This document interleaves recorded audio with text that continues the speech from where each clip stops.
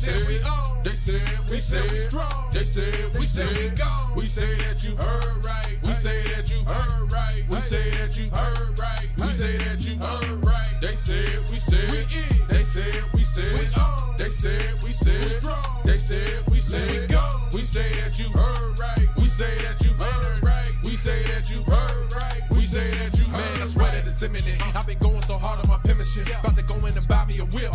And I pull that shit fresh off the dealership. I can leave you in red like an Xbox. Got me laughing at you like you Red Fox. Got you chasing Hot Wheels like a matchbox. EA running the game and it don't stop. Super cold like I'm playing for Blizzard. Cut you all in my sights like Red Dead Redemption. Never gonna slip on my pimpin'. Better get out my way, bitch, I'm on a mission. Really ain't no competition. I'm steady grilling opposition. I'm get up and ready to win. They can play it how they play, but fuck what you say. I'm getting this money today.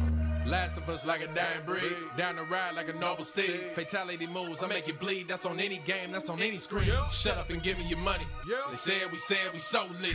Even if I take an L, we coming back just to show that we don't quit. They said we in. They said we on. They said we strong. They said we gone. We say that you heard right. We say that you heard right. We say that you heard right. We say that you heard right. They said we in. They said we on. They said we strong. They said we gone. We say that you heard right. We say that you heard right. We say that you heard right. We say that you heard right.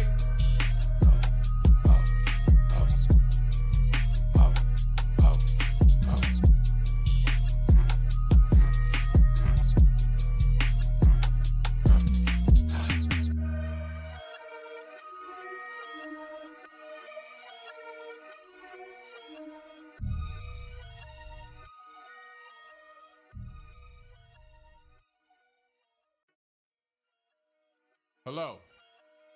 I am sorry, but I must interrupt this show. You know what it is? It's time, baby. Let's turn up. Huh. Hey. They said we in. They said we on. They said we strong. They said we gone. We say that you heard right. We say that you heard right. We say that you heard right. We say that you heard right. They said we in. They said we on. They said we strong. They said we gone. We say that you heard right. We say that you heard right. We say that you heard right. We say that you heard right. I swear that it's imminent. I've been going so hard on my penmanship. About to go in and buy me a whip. And I pull that shit fresh off the dealership. I can leave you in red like an Xbox. Got me laughing at you like you Red Fox. Got you chasing Hot Wheels like a matchbox. EA running the game and it don't stop. Super cold like I'm playing for Blizzard. Cut you all in my sights like Red Dead Redemption. Never gonna slip on my pimpin'. Better get out my way, bitch, I'm on a mission. Really ain't no competition. I'm steady grilling opposition. I'm get up and ready to win. They can play it how they play, but fuck what you say. I'm getting. All right, so the Barbarian is what you're thinking to do next for Diablo. But we're live now, so we're going to put that on just a brief hold for right now, and I'll ask you what you've been playing here shortly. But welcome back, everybody. Welcome to the next episode of Behind Them Sticks with your boy Ham Solo 05 Gaming here with you on the TSWS Gaming YouTube channel. And I got a fantastic guest with me today. You may have seen him on 4GQ TV. He's popped up on the Iron Lords. I mean, really, man's been everywhere. He's always on 108 Dragons channel with Lemon. So let me shout out and give my brother a good welcome. Good to have you here, brother. PK is here with us this evening. Shout out to 4GQ. I see you, Cozy, Ray Chi, and y'all up in the chat. Thank you so much for showing up. Let's get this sucker cracking, though, brother. How have you been doing? What have you been playing? Let's go ahead and start with that. So, thanks for the introduction, bro. But I am a former member of the GRG podcast as well. Facts. Yeah, I'm the new guy. You're the old resident that left. I came up. Well, things happened. COVID happened, and then I had complications. So this is what it is. Life. I would say for me, I appreciate everything. Thank you for having me on. Thank you for everyone that's in the chat and everyone that's showing up to come see. This guy puts in a lot of work. I really like him a lot. He has a lot of history in gaming. We don't always agree, but we have respect for one another, and that's what I like about him. And definitely, he has definitely have interview a lot of people in the industry. I'm sure you're going to keep going. I love this Behind Them Sticks series. This is what I originally started out doing when I started content creation. But yo, man, you knock it out of the park. I'm proud of you. Thanks. Keep it Thank you. going. And keeping GRG alive. Thank you for that too. Hey man, yeah, I Um, need to be there to resuscitate K Mega every once in a while because I mean that man old now at this point. You getting Yo, uh, old. I ain't gonna pick on King Mega. I came up with we came up with B Shadows, man. We came up through the crumb side. All right. Mhm. Y'all got Um, history that I so don't even know about, so yo, speak on it. it was wild. It was wild back then. It was just something else. Mega has more stories because I didn't really get into it. I was always the quiet guy, just sitting in the back. You know, they want to fight. They play a fighting game. I jump in and just smack them up, and they say, "Who is this guy?" You know, and then when they kick me out. Just asked Mega about the day that he wanted to play me in Soul Calibur, and then he kind of, after 56 wins, and he raged. I could see why. I mean, that's a lot of L's, sir. But yo, what I've been playing, I play a lot of games, different games of all, I own everything, so I play on everything. I'm just a gamer at heart.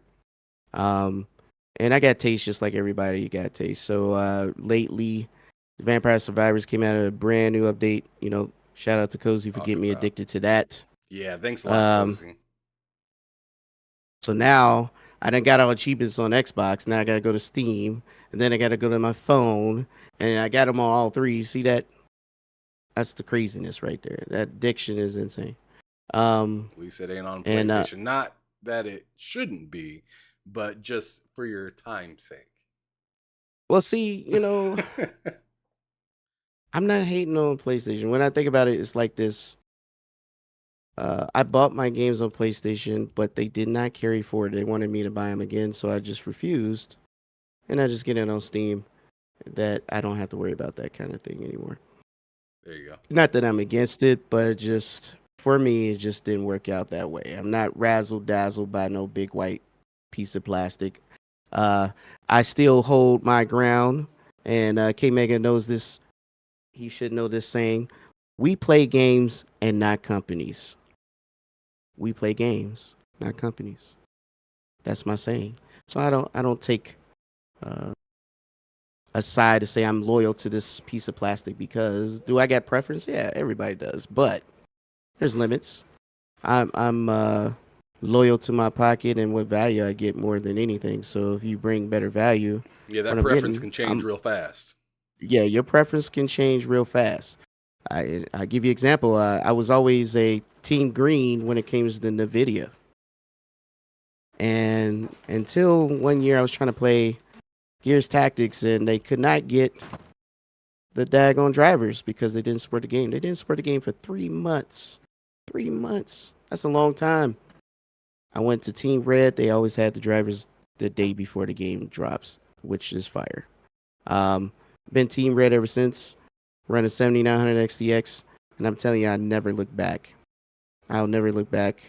It's that same ideology, bro. Like, I understand the video being on top don't mean they're giving you the best value for the best dollar, and they not today. They definitely marking those GPUs up and giving you less bang for the buck. So I challenge you all to definitely look the other way when it comes to this, because there's no sense to having tribalism when it comes to anything. And I don't care if it's Apple versus Android. You go with what works best for you, not what you think is best due to popularity. Yep. Sometimes your favorite team is your favorite team because your favorite players are in that team. And you realize that after a few years. Like, let's say Xbox is your favorite right now, right?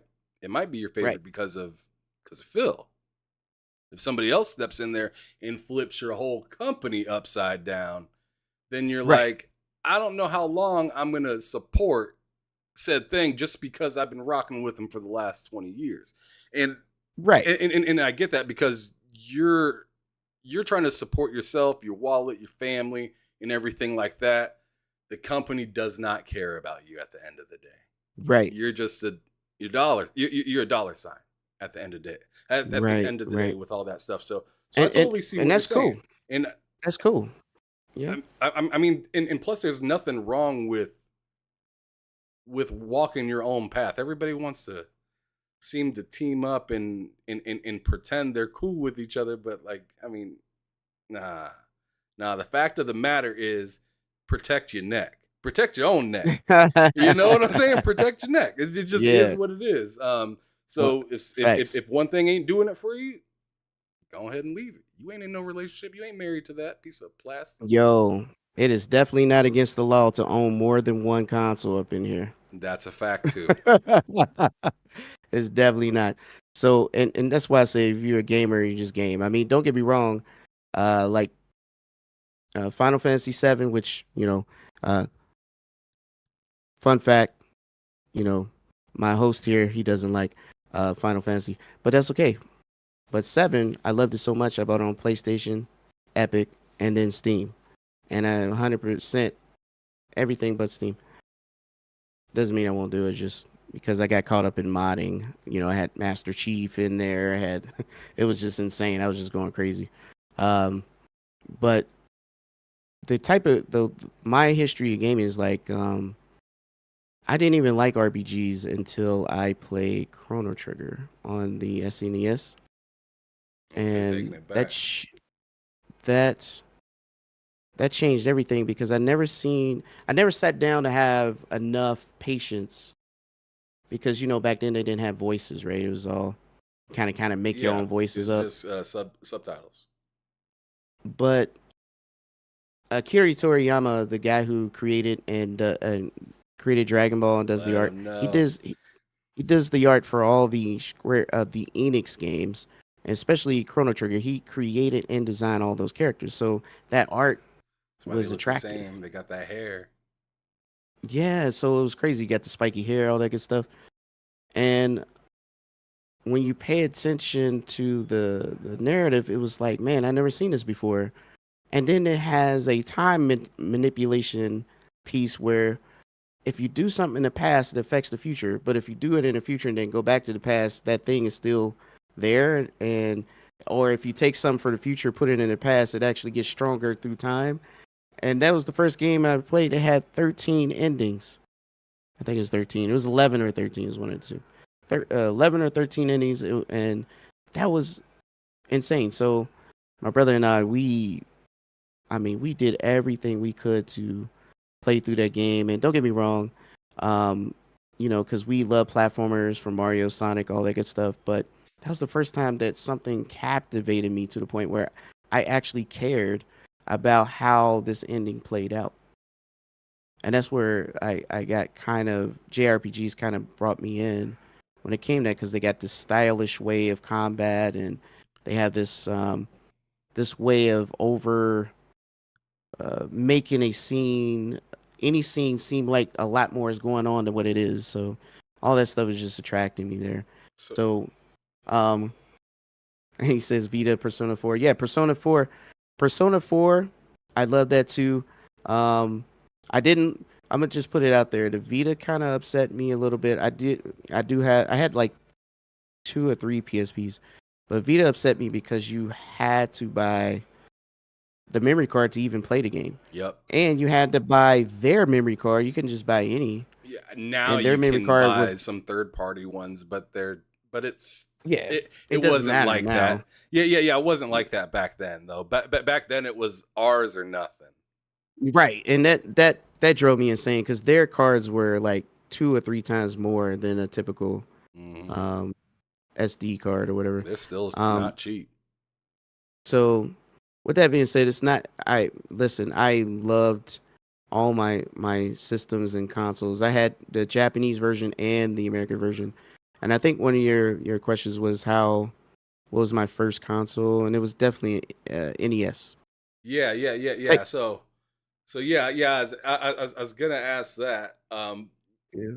But you also said earlier that you had an Atari that Yeah, you're rocking, and I want to hear a yeah. little bit about that because obviously you had some history with Nintendo. The SNES was something that you got real big into with Chrono Trigger and whatnot. But what was up with that Atari? Why was it all packed up? And did you ever get interested enough to plug that sucker in and do something with It was my pops. He had owned it. He just never played it.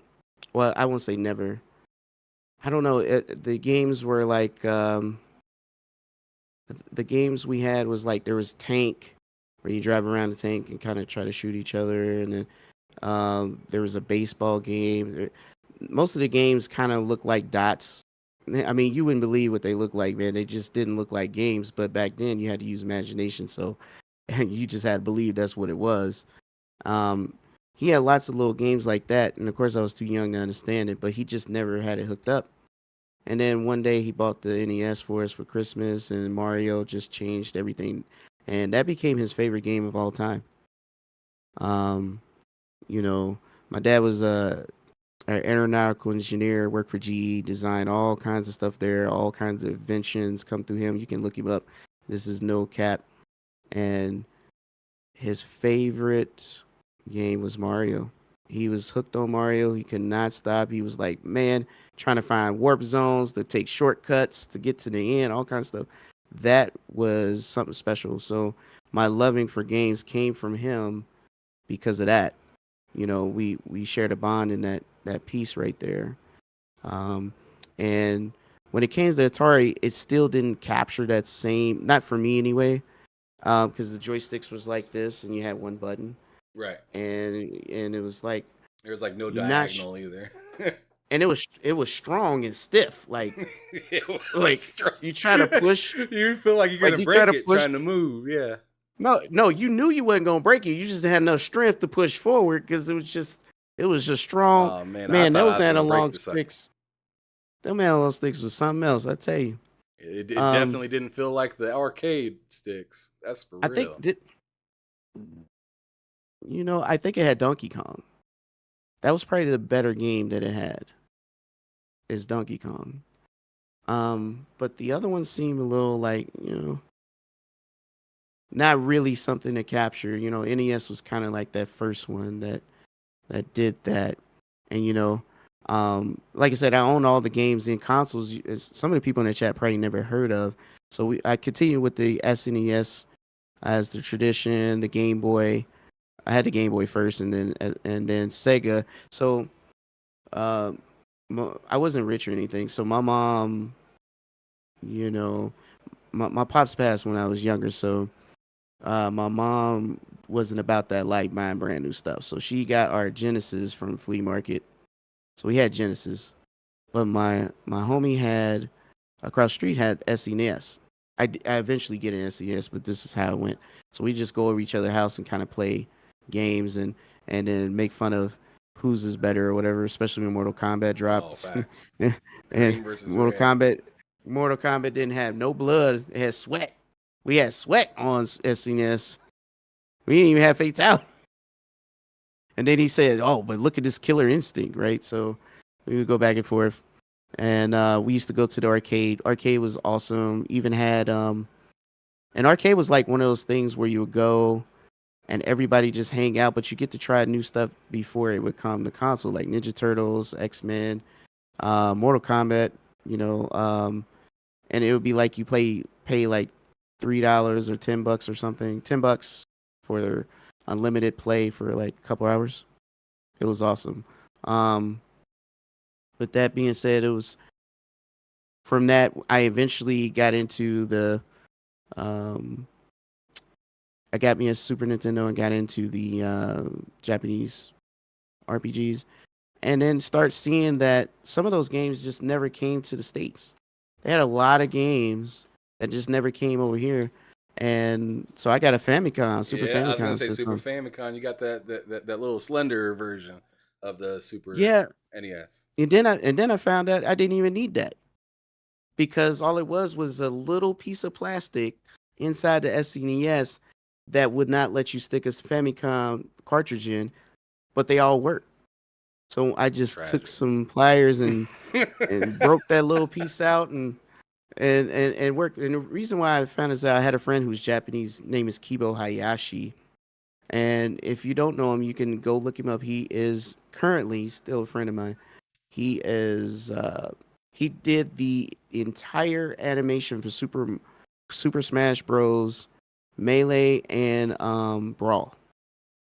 Like he does art and animation for video games for a living. Um, and he got me hipped on to the Japanese stuff that I didn't get to see over here. I didn't even know Final Fantasy had 6 versions, right? Until he showed me. So I started getting into that and anime stuff, Dragon Ball, right? Dragon Ball on Super Nintendo, um, all that stuff, right? All that stuff. So I got a love for that. Sega, even though Nintendo was great, Sega had my heart, man, because Sonic was my joy. Genesis had so much. I mean, it was the first system we had like what 4 players that can play Yes, games together. that little like little Yeah, thing that was like this size that just little like yeah, plugged into the front of the it plugged into the 2 ports, right, right? And then it turned into right. 4. Yeah, it was so dope, man. And we all played Turtles Hyperstone Heist together. And man, it was crazy. Well, no, that had 2 players on it. It was another game that we played 4 players. But the point is, it was there. And then as we was transitioning, um, I bought my first console myself, which was a PlayStation 1. Mm. And I was still in high school, but I saved up money, and I got that for myself. It was like $300, and the people over at GameStop. It was not called GameStop at the time. I think it was EB Was it Games Software or something. Etc.? Yeah, it might have been that. It wasn't GameStop at the time, right? They had brought the Japanese version in, and that's when I seen Toshinden first time. I was like, man, this is crazy, right? And I didn't know Sega had a Saturn. Well, we knew about it, but it was like super. It was like $400 or $500. It was like no one's getting it. And I know I'm jumping around, and I apologize. I do forget there is a point where I did get a TurboGrafx 16, and I had 2 games on there. One was Bonk, and I forget the other one. And I had a 3DO, which was one of my favorite consoles too. 3DO was amazing. It was the first TurboGrafx and 3DO was the first disc consoles I had. Okay. And 3DO to this day, I believe, has the very best Street Fighter 2 Turbo Special Edition version on any console to this day. And I'm not capping. I'm so dead. But the only issue is the controls were not great. You have to definitely get some modified controls to play that bad boy. But I believe it does still to this day has the best version of that game. 3DO was also expensive, had multiple Very versions. expensive. Gold Star, Panasonic. But the Panasonic one was special because you could play Japanese games. So I had Sailor Moon, Dragon Ball, Yu Hakusho, all that good stuff. So that's why I got the Panasonic one. And it played CD movies. First time I ever seen that. CD movies on disc. I know people are probably tripping like, that's not real. That's not a thing. No, it was real. They really had movies on a disc. I think it was called CDI or something. But it was built into Panasonic. And the Saturn also had that capability, but you had to buy Did the this Gold chip. Star not have that? No, it was locked. I have the Gold Star 3DO currently. Okay. It was there was something about no, the Gold Star couldn't play Japanese RPG games. That's what it was. It was locked to region locked. The Panasonic one was unlocked. So that's why I got that one. So you got the Gold Star, so you know what I'm saying. There was nothing wrong with the Gold Star. It was just region locked. The only thing I like, I mean, other than the whole Japanese games and stuff like that for the Gold, for the Panasonic one. The reason I like the Panasonic one is it's top loader. Right. The Gold You just Star got that has a ugly little mechanical. thing. It had that ugly thing on the front. It was big. Their symbol. Right. On the front. Yeah. And the mechanical tray, they had that too. I have the mechanical tray Gold Star, and Yeah. that tray it's tough. It's tough. It still works. It still plays my games, but sometimes randomly it'll just eject. just it random. gets stuck. Yeah. But that's why I opted to, and that one's like 700, right? The 3DO. I It got it was from up a there. yard It was sale. like $600-$700. Yeah. I got it from a yard sale. I got it from yard sale. I think it was $40. They just didn't want it. Those daisy And chain controllers too. For oh my god, yeah, that's why I was saying the controls was the only bad thing. Trying to play Samurai Showdown or Street Fighter was like nightmare on that. They did eventually come out with a Genesis like style controller with 6 buttons or whatever. But I think we moved on at that point because yeah. Saturn. I had got a Japanese Saturn. I didn't. I don't think I got the American one till later, but I did get American games. For some reason, the Saturn games are like in these giant cases. Giant. Yeah. I don't know. The talk. Yeah, I have some over there. But the Big Japanese ass ones come in cases. like regular CD case. Like I Right. just They come in a I never regular jewel understood that. case. I never understood that. Like what was the point of all that? They wanted it to stand out Um, probably and pop, look different. and I know, and I'm gonna tell you guys, the Saturn was still the more powerful system compared to the PlayStation 1.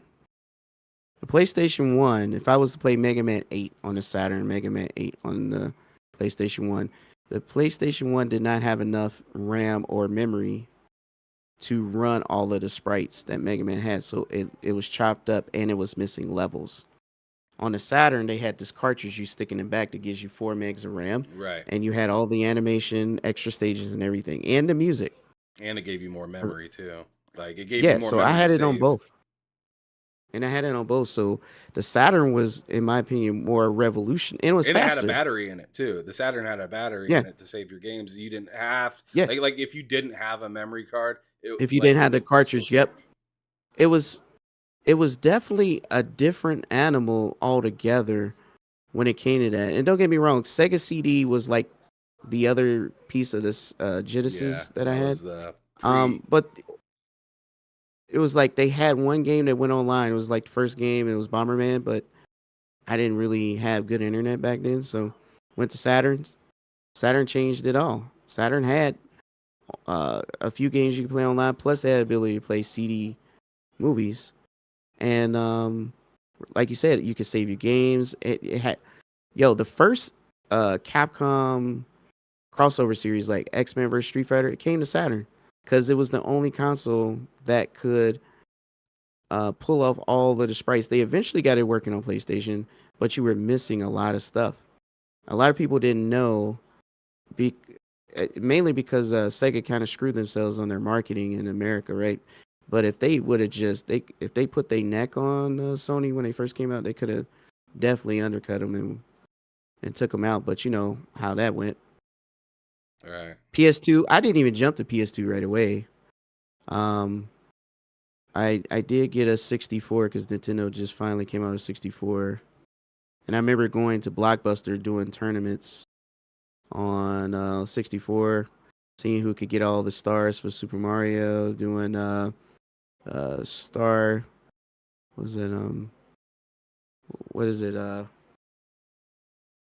is it the one Star Fox? They was doing competition where they shoot each other, that kind of stuff. And 64 was definitely something different at the time. The Zelda was definitely something special. Oh, 64 was hot. I loved my wrestling games on 64. Yeah, that too. Like WCW versus NWO. Revenge. Definitely classic. Yeah. Definitely. Yeah, Nintendo has some bangers. It was just the cartridges cost so much, man. They're It like was just insane. $70. Yeah, like games like people complain, a $70 game. Do you really know back in the day when nobody had money, these daggone 64 games were $70, bro? Yeah, Like, I remember. That's crazy. I remember NBA Live 2000 with Tim Duncan on the front of it. Oh my god, yo. Was $70 for the 64 version, which had worse audio. Right. Than Because the PlayStation version that was like $20 cheaper, is like $50. Because the PlayStation had CD, which had the CDs, even though it's compressed, the 64 cartridges didn't have enough memory. so it couldn't do audio. Just so you guys know, when people develop a game, the reason why games are large is because of audio. Audio is the largest, takes up the most room, and then some of the, you know, CGI or videos and all that. That's what take them. It's not even the game. Once you get the assets built, you can reuse them throughout the game. So that never makes the game super large. Yeah, So I yeah, eventually had a PlayStation and a 64 at the same time, so I had to choose yeah, which one I wanted. And but I remember initially I had a PlayStation first, but my mom went and got me a 64 for Christmas, and I remember shopping and being like, that's really. I found it really weird when I was young that the 64, the console, was cheaper than the PlayStation, but the games were more expensive than the right. PlayStation. I just thought that was And it kind had of and it weird. also had that 4 gig of RAM that you put in the bottom of your controller for certain games. Right. Hmm. So and that did make a difference. I don't Nobody know it does, that extra memory. Zelda, Star Fox. I think they're the two main ones that took advantage Donkey of it. Kong, you had to buy it just to be able to play it. Like like Yes, like like exactly. like that. I think that's when the expansion came out was with a You might Donkey be Kong right. bundle. I can't remember, but I think you're right. And you know, that's kind of what I was saying is like um transitioning, right? So, and I know I might have skipped over PlayStation. I did have multiple PS1s because I played Japanese. But again, just like the Nintendo, I found a way around it where I found out that Sony only region locked it by a mechanical switch inside of the system, and once I bypassed that, I was able to play the Japanese games. Yeah. I had to use a Region lock CD was and a a big deal. spring to do it. Yeah, yeah, to make it stay. Yeah. Um, and then what was it? With that being said, like my excitement for gaming just kind of grew because then I started competing in tournaments Oh for shit. fighting games like Street Fighter, King of the Fighters. I started competing in local tournaments, and I didn't even know that there were cash prizes and things like that, and there was for people that come out on top. And I was so young. The first one of the first tournaments I won was at I think it was a Blockbuster tournament. And then I think it wasn't GameStop. It wasn't called GameStop. I think it was EB Games or something like that. Yeah, there's They EB. held a tournament, and also I came in first in that in Street Fighter, and the competition just kept going. Now I was never good at Killer Instinct, so I always get smoked in that game and Mortal Kombat. But Street Fighter and Kingdom Fighters and things like that, it was always or X-Men versus Street Fighter, all the Capcom games. Mm-hmm. I was also good at Virtual Fighter, things like that. But I competed, and that was crazy to me. It just made me want to do more. And then all of a sudden, it started getting real. So, um, Sega kind of stopped with Saturn and then just surprised us with this brand new Dreamcast. Mm. And my friend who had the Japanese one, he showed it to us for the first time, Sonic Adventure. At the time, I thought it was just the most amazing thing I've ever seen. Yeah. Um, Did he show you the the VMU too music, and everything? yes, the VMU, all that. I just That thought it shit was just the that coolest, made you take a coolest step thing I've back. ever seen, man. And and then when it came to America, they added the modem to go with the console. It's sold with the console Right. out of the box. You didn't have to buy it. And that was crazy because I didn't even realize that meant anything, but that was insane. So Dreamcast was definitely one of my favorite consoles of all time. Online was definitely a normal thing when it came to Dreamcast. 2K, everybody was playing it, Facts. right? I played PSO. I'm not joking, man. Fantasy Sega Star. had their own ISP. It was called SegaNet. I'm not playing. It was like $10 a month. I got it just so I could play online. I'm not making that up. Fantasy Star was It was huge. definitely it was a game changer, and And here in America, um, uh, PlayStation laughed at Dreamcast, saying online's only for PCs. Why would you do that? Ha ha ha. Because the PS2 launched after the Dreamcast with no modem. Right. It was an extra And when piece it you had to add on to it. But when they seen how Dreamcast took off, had all the fighters, had every matter of fact, Soul Calibur. It wasn't Soul Calibur at first. It was Soul Blade, which was part 1. Let them know. And Let them then know where when they- Baldo came from, bro. Yo, and then when they made Soul Calibur, Mm. right? It was actually in the arcade first, but the Dreamcast had the more powerful chip. So they redid the game designed after the Dreamcast hardware. I know you guys don't believe me, but I'm not making this up, bro. They made this game. It was like the first game Namco Bandai had a success story by just developing just for the, and they took that and was able to improve the arcades. And once they seen how in America Dreamcast is, everybody forgot about PlayStation. I'm not making this up. Dreamcast was the ish Right. here in America. Now in Japan they still were struggling, but here they were booming. They had every game. They had the sports games. They had the 2K, right? Because all you had was Madden. Now you got 2K, everything, 2K, everything, right? It was You had so much more competitors. realistic too, bro. It was You had so much so more much, realistic. and I had a Japanese. Then I ended up getting a Japanese Dreamcast and an American one, and my American one was the black 2K one. I'll never forget that, man. It was just amazing hardware. Not just hardware, but the software too, because you had access to everything you loved, right? All the fighters, all the RPGs, everything was there. So when PlayStation 2 came to the US, what did they do? All of a sudden, they changed how the PS2 works and developed the American version to allow a modem to be integrated into the American PS2.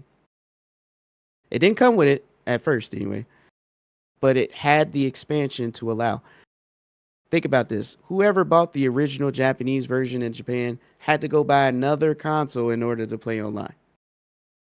But at the same time, to be fair, in Japan, they didn't really care about online play as much as we do over here. So that's the thing. PS2 is definitely the most successful console of all time. It will never happen again because of how we do business today. Facts. It's definitely an anomaly, but we know why that anomaly exists because they paid to exclude other consoles. So eventually we had Xbox came out to announce theirs with Dwayne "The Rock" Johnson.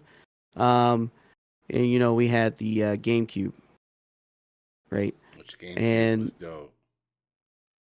Which is really funny because the GameCube and the Xbox both were superior hardware wise than the PS2. But Sony caught wind to how to win this war, and that's to get third party people into these contracts that will forbid them from putting their content on other platforms. If you don't mind, I'm gonna stop you real quick. Yeah. So I think it's obvious that the Xbox was stronger. It was just a brute force system. It could do anything that you wanted for that period of time. It could burn, CDs. Yeah. You could watch DVDs on it. You could mod it fairly easily. It was all around dope console that had a lot of functions that made it like just run faster. You'd load games faster. You'd have different features that were able on that one because it had more memory than the PlayStation. But I want to talk about GameCube real quick because you said GameCube was more superior than the PS5. Like PS2, or excuse me, PS. I said PS5. That's fantastic. Yeah, I'm not. You ain't gonna put that in my mouth. They're not really. They're gonna come for me then. I didn't. No. I didn't mean that. Then the PS2 at the time. So I want you to kind of go on that because a lot of people say, no way. Those things had smaller discs and stuff like that. But let people know about what. Because I already know the GameCube was was Listen, extremely slept on by a lot of people because it looked listen. kiddie. Yeah, I mean, it's Nintendo, right? They one thing about Nintendo that people don't realize is they always try to do something different. They never try to do the same thing twice for the most part, right? Um, when it came out the GameCube, it was much later because the 64 was still dying and they had to come out with a new system. So this is why Nintendo's life cycle with their consoles is always behind, is because of that start of the console war when Sony, and yeah, I'll say it, Sony stole their system. It was called Project Dolphin, and Sony's contract with Nintendo made it so that Sony was going to get 70% of the revenue with their partnership, and Nintendo wasn't for it. That's why they was talking about partnering with someone else. So there's always going to be bad blood there. So for those who think Sony's going to ever buy Nintendo, it would never happen. Those guys would go ahead and have a samurai duel before they allow each other to be on the same side of the fence. But anyways, the GameCube, um, it might have smaller discs, but like I said, Nintendo does their own thing. They always have their own format, right? They always have their own something to make them different. And even though the disc was smaller, it still had the same amount of content the bigger discs have.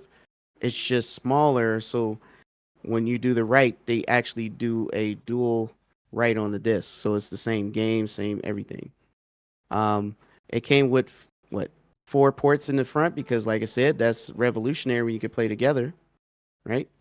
Um, Dreamcast did it, so GameCube was like, let's try to do that because that's a big deal. And they try to capture the similar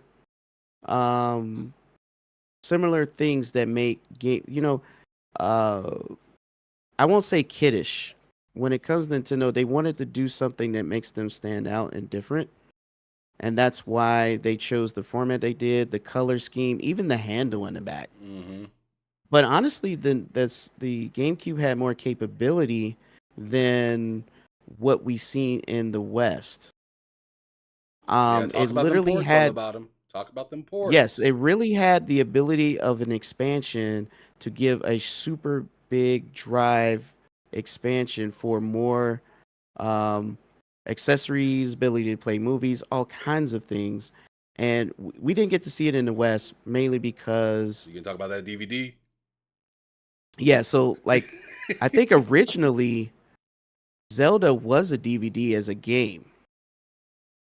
To be honest, I think that Zelda Wind Waker is what I'm talking about. Originally was supposed to be a DVD. I know that that's just an accessory, but they wanted to expand to have more stuff going on.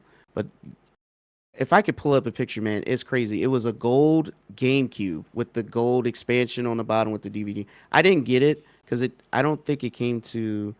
If it did, it was so limited you couldn't pick it up right in the West. It had other expansions too. I mean, even the memory cards held had a GameCube.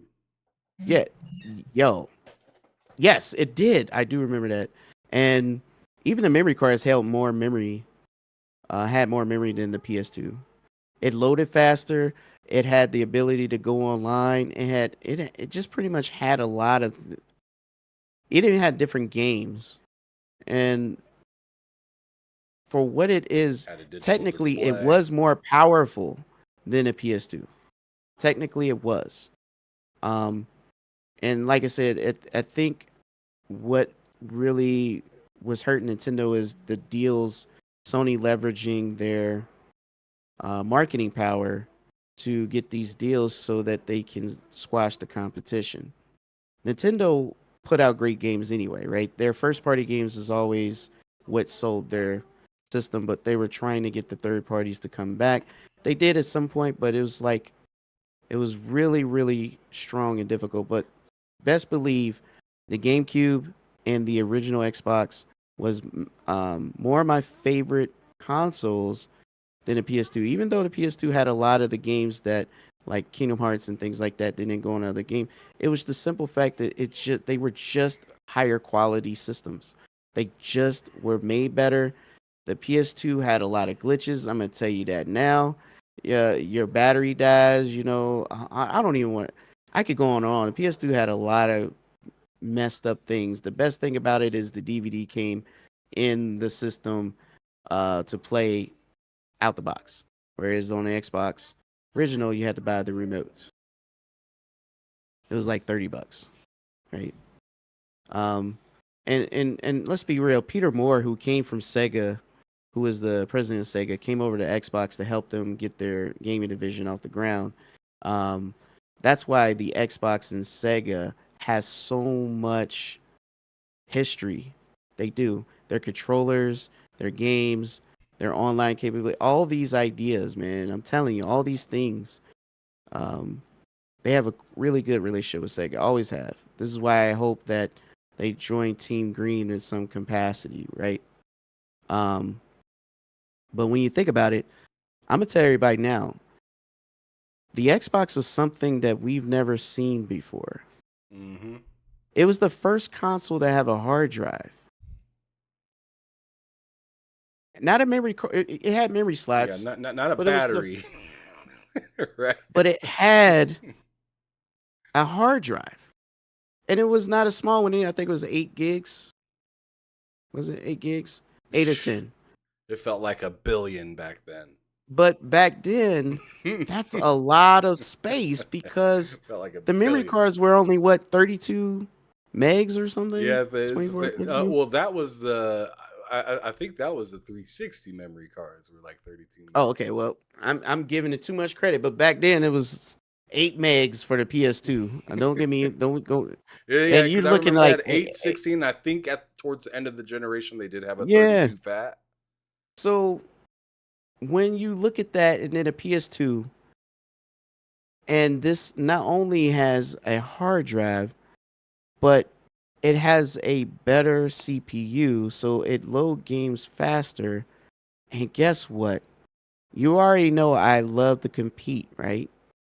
But I had to go places to compete.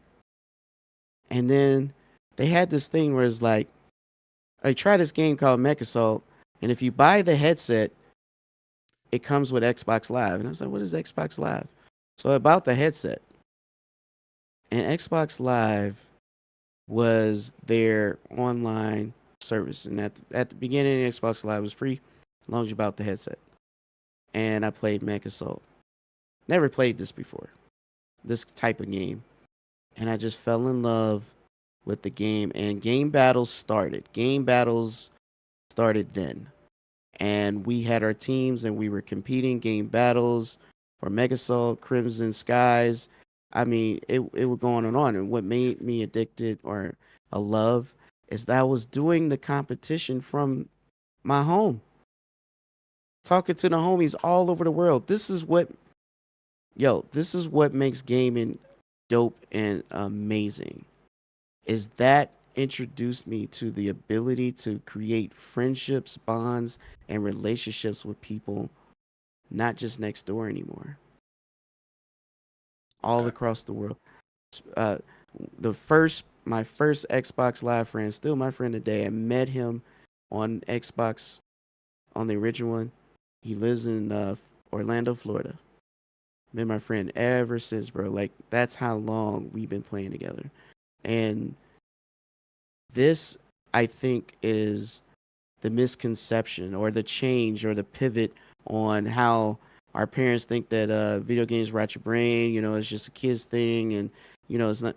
No, it became something more. It became not just an outlet, but a tool to create communities that we never had before. And I believe Xbox was the start of that. Not because it wasn't the first console to go online. However, it was the first console that normalized online chat while you online. Facts. Normalized, not to say it wasn't available, but normalized, made it a part of it wasn't a feature, it was a part of the service. It also normalized Ethernet. It did normalize Ethernet. Again, it was Xbox was it was a lot of things that just happened first here, right? It was the first console you can download music and play it from your console. I don't know if nobody knew that, but that was a big deal. Being able to download music on there and play it from your console because it has so much space. That's what made me punt the PS2. That's what made me punt it. Like I went over to a bro's house. We back in the day, you spend the night over your friend's house, right, on Fridays or something like that, right? I went over to his crib. I went over to his crib, sat down. He turned on some what was it? Conflict Desert Storm, the original one. Oh, okay, right? yeah. And he threw, and we were just running through the desert, very first level, right? And he's like, "Hold up, bro. Let me show you something real quick." He went to the music and turned on Tupac Better Days. Yo, he turned on Tupac Better Days. It was fresh right at that time, right? And man, we were running, bro. I was like, "What is this? This man, yes. like, all right, we're done with that game right now." He threw on Fusion Frenzy, and we were doing Twisted System with some music. Man, I was so it was like revolutionary, my guy. And then Halo happened. That disappointed me because it didn't have the music option. But it was listen, for me, I never played a first-person shooter before. This was the first experience for me, and I've never seen anything like it. Like, the stage was huge, and you could walk around, and it was just so much to take in. I know a lot of people may go back and look at it now like, but I'm telling you, it was the first time, and then all the buddies was like, yeah, we could do a LAN party and start hooking up a whole lot of Xboxes together and just do online lobbies. And I said online. Now, Halo 1 was not online, but you could trick it to play online by making it think that it is a link to another system. And we were able to get it done. It was something revolutionary. Because first, I had never experienced this before, and Halo got me into first-person shooters, because I never played first-person shooters. You know what I mean? Everything was third-person or something like that, but that was a big deal. That was a game changer for me. First-person shooters before Halo felt very tanky. I just never played them, right? And PlayStation had nothing like that. You know what I mean? It was very Japanese. And then the Xbox felt more familiar. I don't know if that sounds like a good analogy, but it felt like it understood my needs. Also, just to throw out there, a lot of first-person games that they weren't 2 sticks; they were a single stick. Yeah. So you move left and right, and it was the first time with that control scheme, right? That control scheme. Now, don't get me wrong. The Duke was huge, and it was a little hard at first to get used to because you use these little small controllers, and then you get the Duke, but you get used to it, and it felt like you could throw that controller through a window and it would survive. Oh, it would. It was definitely a beefy, and they eventually made a smaller one, but it felt like it was all familiar. Like, this is how my hand ergonomically should be playing games with a controller, right? And that, again, that's another first. Their control scheme, their controller layout, is definitely unique and stands ties to this day. Everyone uses the Xbox control layout because it is the most I said the word, but I can't say no. Ergonomical for your hands. And I'm not hating on people who like PlayStation controllers, but it's not. Reaching your thumbs like this is not. That's not how you're supposed to play the game. Even Nintendo had their Pro controllers similar to the Xbox design because it works. It's the way it's supposed to happen. And again, Nintendo continues to do different things. That's why when as sad as it sounds, Nintendo the GameCube was a great console, but it just did not catch because of the strangleholds. PlayStation had, and then Microsoft was Very coming adult. in, so they, yeah, it felt like that's what it felt like, and when I think Sony finally started taking Microsoft seriously, once they seen that their investments. So, and Sony has I would say PlayStation has a way of when they see somebody else doing something, they copy it and then make it seem like they're the first ones to come out with it. Let me give you an example. When the PS3 was about to come out, I don't know why they priced $600, but they tried to use this theme that the Saturn had that I have 3 processors, this cell processor. I have a hard drive for the first time, right? It could play backwards compatibility with PS2 originally, but the hard drive and having built in, like the console come with the modem built in, was something new that Sony never did. They always made you pay extra for that. The console launch is $600. Xbox launch 360 cheaper, and 360 took off. 360 was I would say the most successful Xbox until the current series consoles, right? Right. Mainly because they captured that same, and I'm gonna tell you what they did. They captured the same fantasies that the Dreamcast did. The same thing the Dreamcast did, they capture all that. Like, I'm gonna give you social stuff, right? The blades, the ability to have chats and see your friends and bring them into a group and have private chat. All that stuff was revolutionary. The UI was revolutionary. Like, you just never seen this before. And they brought out what we call achievements today. Something to do after beating a game. Something that gives you some sort of motivation to keep going and doing extra things, right? Yeah, it's like a progress They tracker. were doing all kinds of new things that kind of engaged the fan base. So what did Sony do? Let's create a trophy system, right? Let's try to do this online thing, but Xbox Live is now being charged as a subscription, whereas we'll keep ours for free and then we'll just use that as a model. A lot of people on Surface looks at that, well, playing on PlayStation 3 is free, but you got to pay for Xbox. But what they don't know is on the Xbox Live side is it's server to client connectivity. Server to client connectivity versus PlayStation 3 where it's just peer to peer. That's why it's free. Because Microsoft invested in 400,000 servers to manage your profiles and everything that you own. Whereas Sony did not. They had servers that did peer to peer. So if you lost things, you just lost things. You ever know why you could not change your PSN ID without losing everything you paid for? That's why.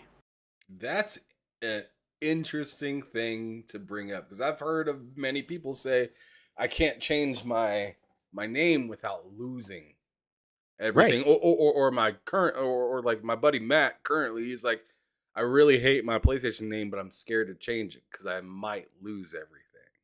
Right, because they did not think, they didn't have the forward thinking of having roaming profiles. So like you could log into anybody's Xbox with your profile and then get your content. You could not do that with PlayStation. Your ID was stuck. It was like imprinted on the content, so you couldn't change your name without losing it. Even had horror stories where somebody's name, like in the Middle East, they said it sounded like a terrorist name, but he sent in his driver's license and everything, his birth certificate. It was his actual name, but they would not. They they banned his account and would not give him his name back. And they said, well, here we could create a new one, and then we may try to move some of your stuff over. And they didn't. He never recovered his stuff. He lost everything because of his real name, and they had bad policies. I mean, I'm not even going to go into the fact that they got hacked, right? We all know that. If you was Right. part of that, they gave out 2 games for free, and it was trash, right? Infamous. I got Infamous out of that, but It was like Fat um, Princess or something like that too, or something like that. yeah, it was trash. So, um, not to mention the backwards compatibility they got rid of too, because with that people were installing Linux and installing different operating systems, and they didn't want you, even though you owned the system, they didn't want you modifying your system. You heard me, and you think I'm making this up? They sued a 15-year-old because he hacked his PlayStation and showed people how to do it online, and they sued him, a 15-year-old. You can go Google this. I'm not making this up. Can you imagine a corporation going after a teenager? You got to be ashamed of yourself. That's something.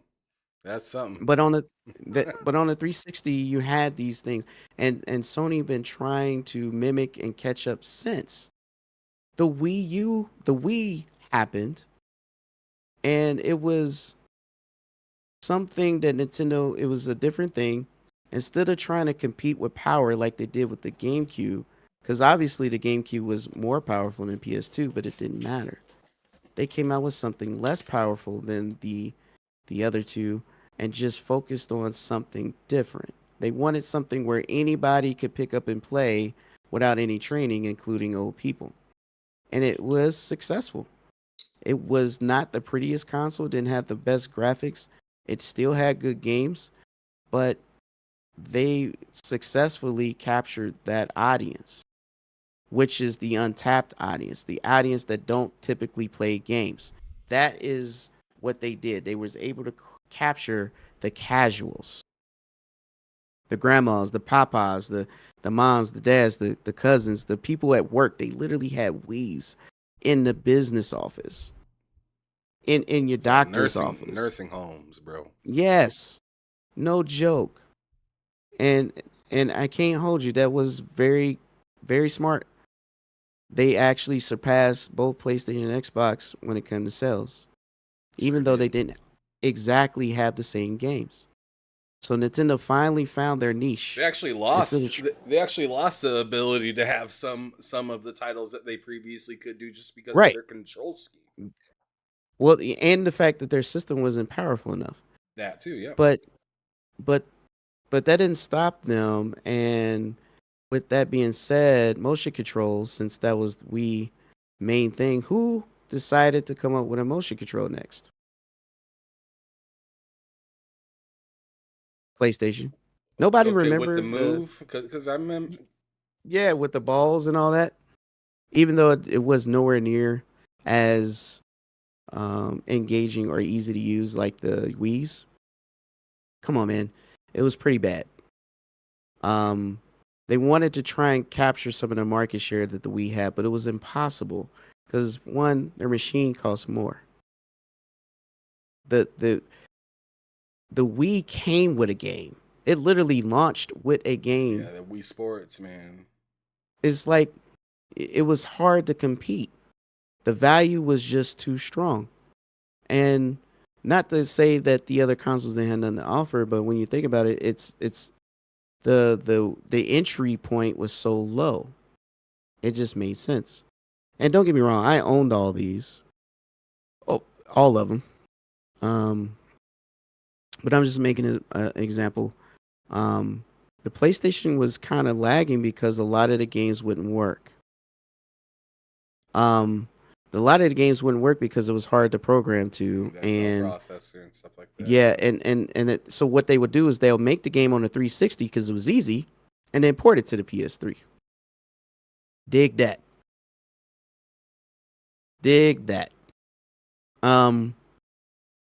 and everyone knows the history about the red ring and all that good stuff and stuff like that happening, and that was unfortunate. It was unfortunate. Um, New generation, Xbox One, PS4. Right. I think there's another hiccup here where Don Matrick, for some reason, this dude wants to watch football and concentrate on You want to do Skype calls? changing cable channels with his Xbox. Not to say that wasn't cool and all, Oh, it but was fire. he focused too much on that and not put enough time and effort into ensuring that the product could deliver on the Point of same its scale as their existence. competitor. Yeah. So, to game. but that's not really killed the or I won't say killed, made the Xbox One harder to sell, right? Because we've seen in history that a machine could be less powerful or not perform on the same level and still outsell their competitors like the Wii did. What happened was Don Matrick decided to make it mandatory to sell the Kinect with the Xbox, but not give it a discount. And it was 500. 500 versus 400. It seems like the Sega Saturn all over again. It was literally the opposite of what they did in just the previous generation. Yes, it was the opposite. Like, it made no sense. And that's what hurt them a lot. And, they were talking about and the conversation, right? Don't get me wrong.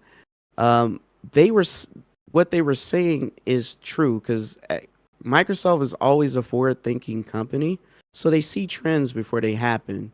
And sometimes when they communicate, they don't necessarily articulate well to their consumers what the position is, right? So when they were talking about having a console check-in to make sure that you own the games and all that, and people are like turned off from that and like, nah, we're not do that.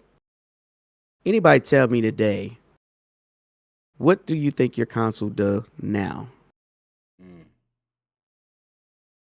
You tell me today if your console don't go on the internet right now. You can't even play your game without a day one patch now. So they knew this was coming. And 80 to 90% of all games bought today is digital now. They knew this was coming.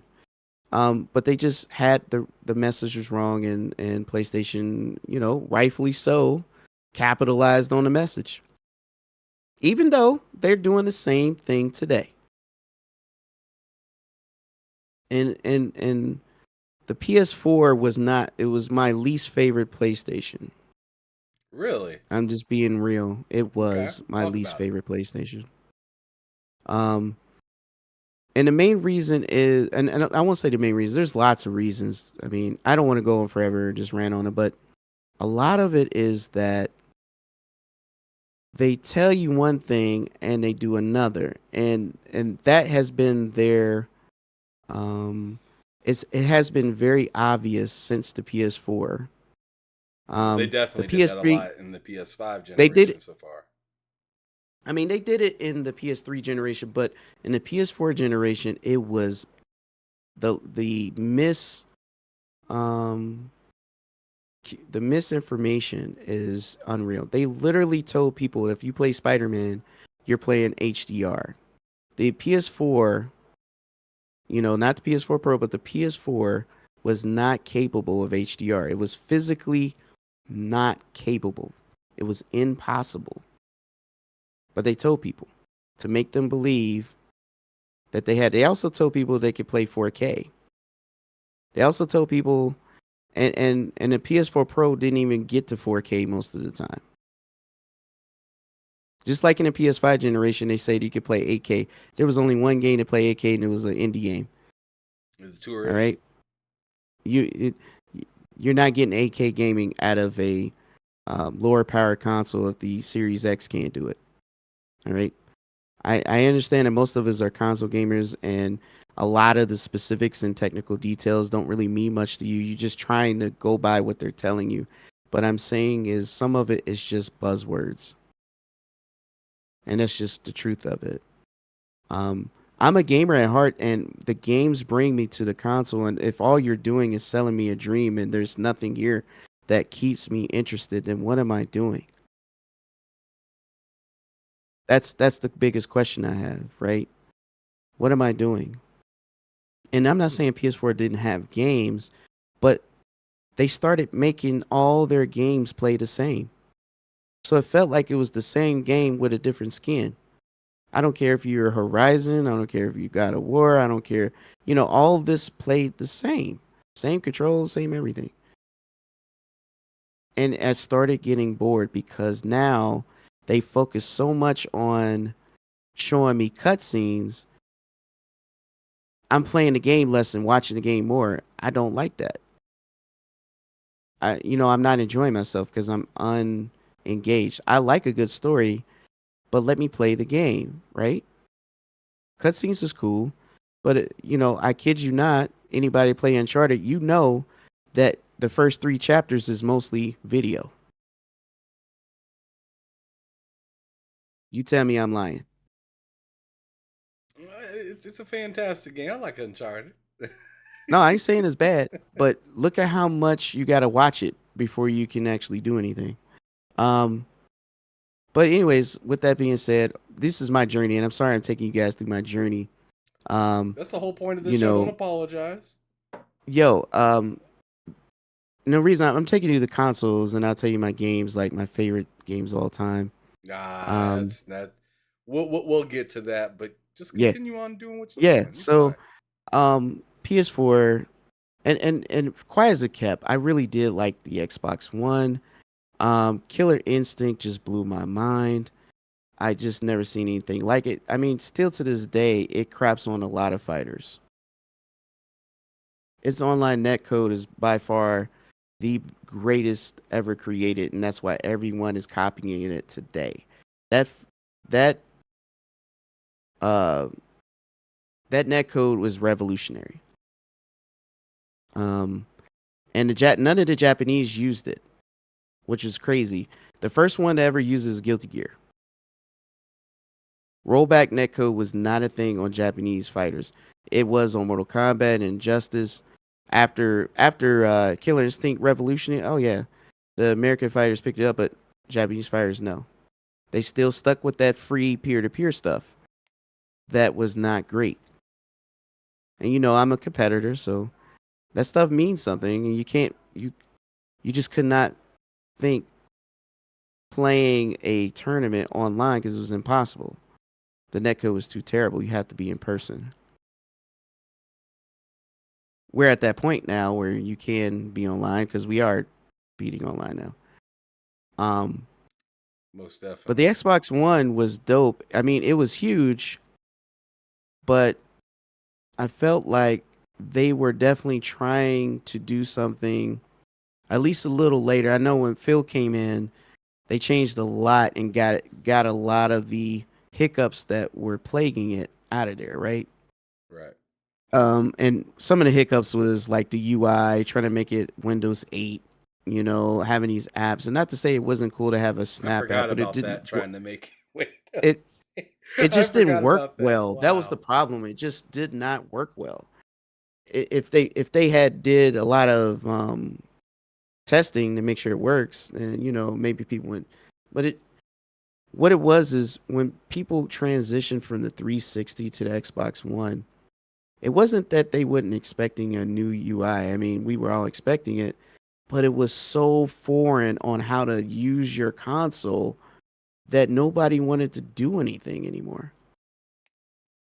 Like, though Don Matrick wanted you to use your Kinect to open apps and games, even though that's cool to say, Alexa, do this and that, or, blah, blah, blah.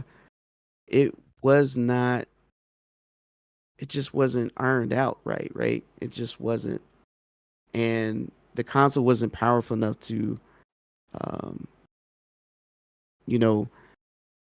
the Kinect is a powerful tool. I don't care what nobody says. It does a lot. Nobody really understands it, but the console just was not powerful enough to support it. And that's just keeping it 100.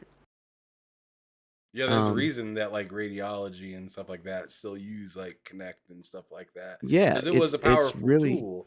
But yeah, yeah, I mean, if you look at the history of the Xbox One, the features it had are not the same as the features it ended with. A lot of that stuff got right. stripped away. It got ripped away because Phil wanted to get back to what was important, and that was gaming. And Phil it's wanted also to fucking get up back consoles though. to, but he came out with a Xbox One X and said, "This is my Xbox, the most powerful console in the world." And when him stating that, he said he would never give up the power narrative ever again. And that was a game changer in 2017. And it was awesome because yes, it was the most powerful console. Yes, it could do a lot more. But then we ran into situations where like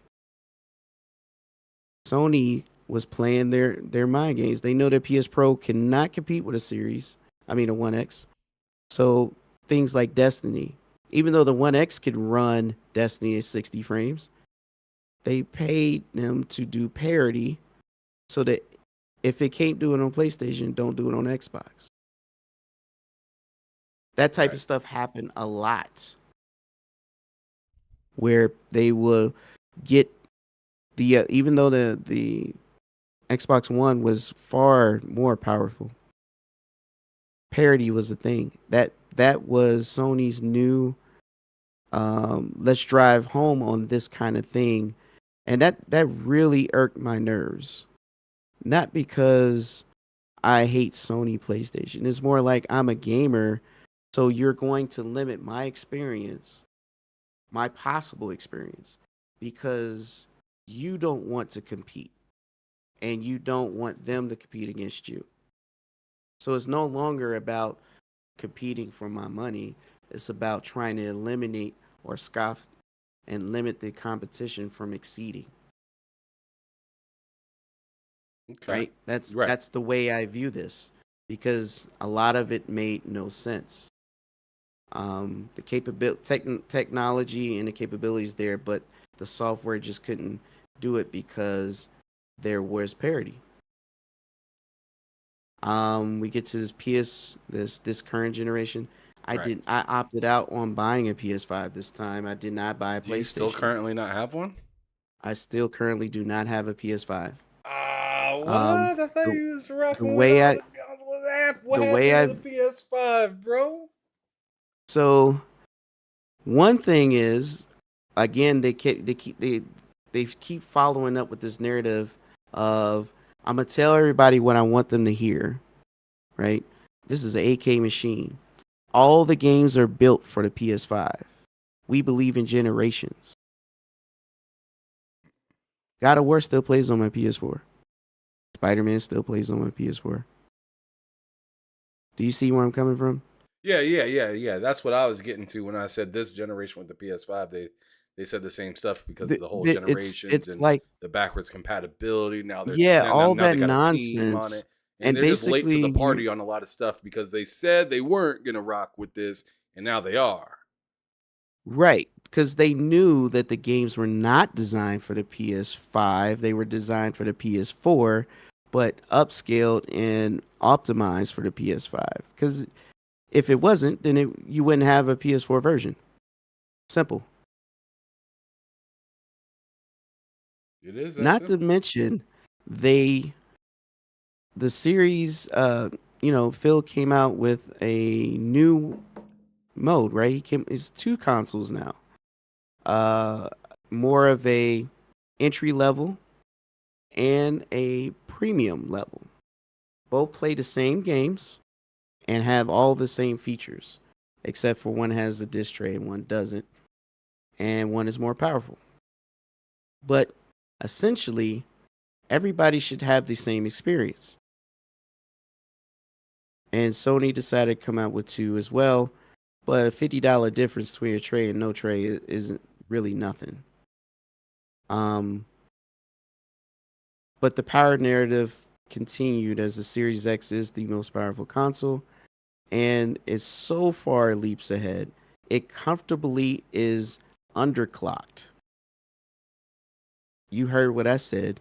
It is underclocked, and it is comfortably more powerful. The PS5 is overclocked, and it's still the weaker of the two. And I'm not saying by a little bit, but by a lot.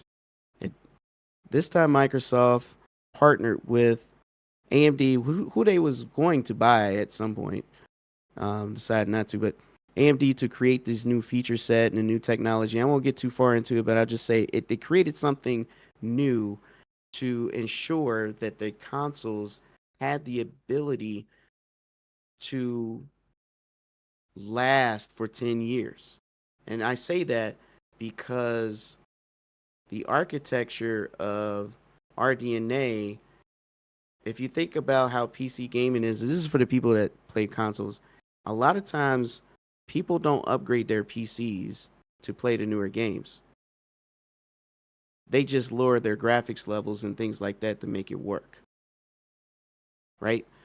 And now we have different techniques and ways to upscale to make it run on the older hardware. So what is That's the point? really a lot of the advertising for these new GPUs is look at these upscalers. Look at these Right. upscalers. Right. So what I'm saying is with this new technology and techniques, there's no sense of upgrading to another hardware when we have not even maxed out the current hardware. Right? RDNA 2 might not be RDNA 3, but it's still more than capable of playing all the current games that are coming out now. So here's kind of a Especially, question I got yeah, with what you just got done saying. So you say, under or like the Xbox is like clocked lower or like or comfortably underclocked for some of these games that are yeah. appearing for the platform. But would you say that maybe the one of the most recent games, Forza, Forza Motorsports, is underclocked, or is it on par, or running as hard as the Series X can? It is not running the Series X as hard as it can. The only way they can achieve that is if they turn everything to extreme and turn on the ray tracing extreme. They can only do that if they can get the upscaler working. They get Are you that talking working. about FSR3? FSR3. Okay. Yeah, because I Once know they're still working on that in the background. That's supposed to once release at some point. and I can tell you, I got Forza Motorsport on my PC. It is a game changer. So if they get the upscaler, and those for those who watching in the chat, the upscaler, the whole point of it is to lower the resolution and then use technology. In FSR3, it's AI, but in FSR2, it's temporal. Um, and what they do is rebuild the image and sometimes the image looks even better than native as it would be. The reason why you do that is 4K uses a lot. 4K is a lot of data. Yeah. But if you could divide it in half and then rebuild it, that's a lot of horsepower you are now making available to the CPU and GPU. So it's doing heavy lifting. It doesn't do too well on 1080p, I tell you that. But anything 4K, 2K, something like that, it works great. So that's what that does, and it's open source, so it's free. It doesn't cost anything. If they get that working, they can run the Xbox as hard as they can and still keep it cool enough to where it won't overheat. And that's the idea. We dealing with a closed system. That's why it's underclocked, is so that it doesn't overheat. But it's so powerful, it doesn't need to be clocked higher. because the way it's designed and everything, they did a lot of cool things on making it efficient. The only thing we have now that's left is the upscaler being a not just a feature on this game, but more like a um, an expectation on all games Right. going forward. That No doubt. way, more games can play at higher fidelity and less loss on, sacrifice. Because when you play native, there's a lot of things going on here and you have lots of expectations. So you got to sacrifice something. That's how game development works. So in order to get that right, Upscaler can do the heavy lifting to take half that off of the system so it could do the other stuff, like the assets and all that. So yeah, it's a big deal. It does do game changing. And that, AMD got that working on the old 2000, and yes, I said that, NVIDIA GPU. So point is, it works on anything. It can work on anything, rather. Okay. And that's the thing. So we're at that situation. Okay, now that we're at the current generations, we were talking about, I kind of want to go over your thoughts and expectations moving forward with both of these consoles. Okay, I know you don't have a PS5, so but I I was think waiting until the PS5 Pro come. yeah, I know you don't have a PS5, but you're still a gamer, like you said, and you're Right. still gonna have expectations, even for a company that you don't currently support at the moment. You have stipulations as to, okay, Well, this is what I need, and then I'm gonna hop on the wagon with right. you, It's right? kind of like I need a capable. I'm not gonna buy a piece of garbage for you because the PS5 was not designed properly. It is damn sure. It. That's why I wanted the refresh to come out before I get one. Right. You know what I invested into? I have a 7900 XTX. That's what I invested into, and that was a better investment. I still play the PlayStation games. I still have Ratchet and Clank, Spider-Man, Days Gone. I have all these things on my PC, and I can still play them at high fidelity. I have no problems with playing it that way. So it's I'm not losing out. I'm still playing the games. Like I said, I'm still a gamer. I just don't want to be um, stuck with something that's not gonna last. I mean, the liquid metal, all that stuff. I feel like what you're saying is cut to the chase. Yeah. Cut to the chase. So this PS5 Pro is going to be that finally y'all Yeah. cut to the chase. Yeah, This is what let's y'all get got to for it. this whole generation. I want to buy it, and I'm good. Then I'll get that one. Right. I'm not going to buy this for you to come out a couple years later and say, "Nah, I got this." Right. That's just not gonna happen. Not for me anyway. I'm not mad at. I don't pocket watch. People buy whatever they want. Doesn't bother me. I'm gonna still play the games though, because I'm still gonna want to play Final Fantasy Rebirth. But I'm probably gonna wait till it comes to PC. Right. PlayStation 5 does not make me feel like I need to go and buy one, because none of the games on there make me feel like I can't wait. Like, not even Spider-Man. I bought Spider-Man on PS4 and PC, and Spider-Man 2 on PC, and I'm telling you, it is not good enough. It is not good enough to sell me a console, especially if I could beat it in a single weekend.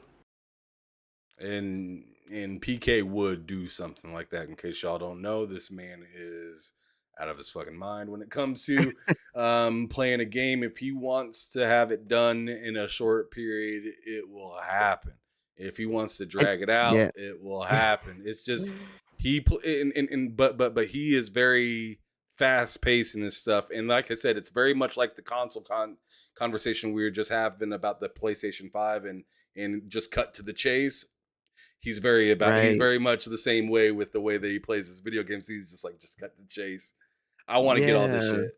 I'm not trying to Right. bullshit, especially if it's a super long game that has seasons and seasons and seasons. I could tell by the Yeah. way that you play that you play Diablo. Diablo that you're just like, let me run This through is my this first motherfucker Diablo. I because ain't as never soon as played this Diablo season's before. over, I'm gonna have to start all over, or I'm gonna have to do this other thing. So I might as well just cut to the chase, right?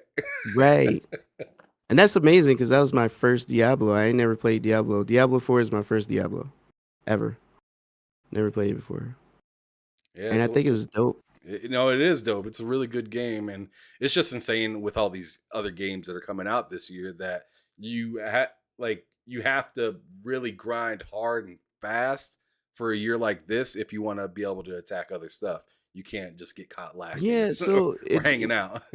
but I mean, I feel like we are at a point where it's a good problem to have Hmm.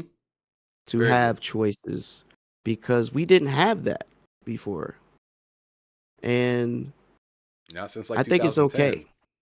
I think it's okay to have this problem, to have a whole lot of selection because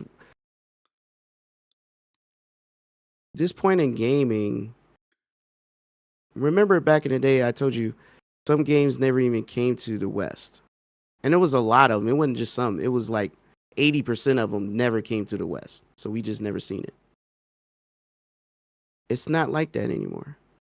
There's still some games that don't come, but majority of the games are available at your fingertips no matter where you want to look. And there's something for somebody somewhere, no matter what your tastes are. And that's what I think is beautiful.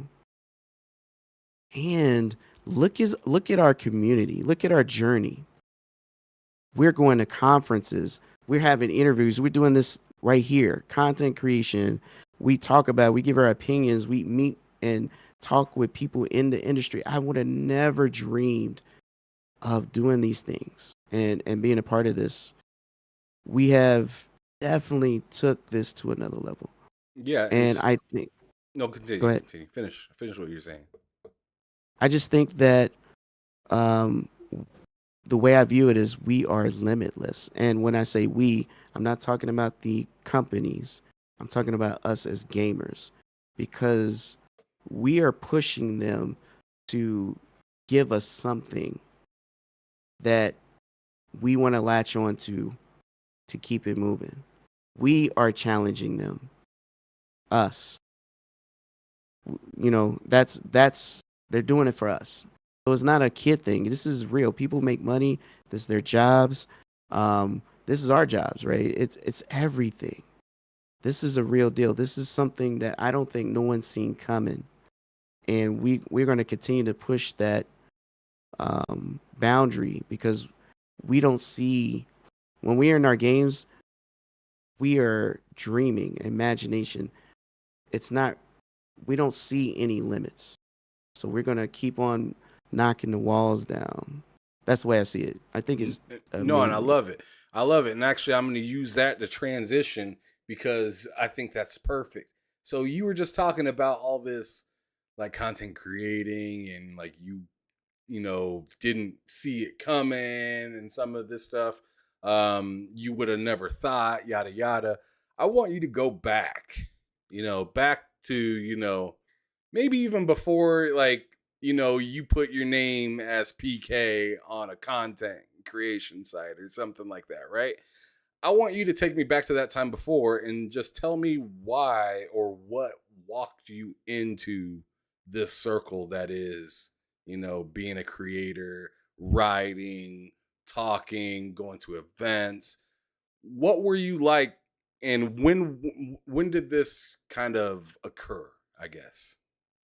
Um, so I'm introverted, so I didn't really talk much. I competed. I went to competitions, but I never went to you know like Gamescom and all that stuff or E3. I always dreamed about it, but never went to those things. Um,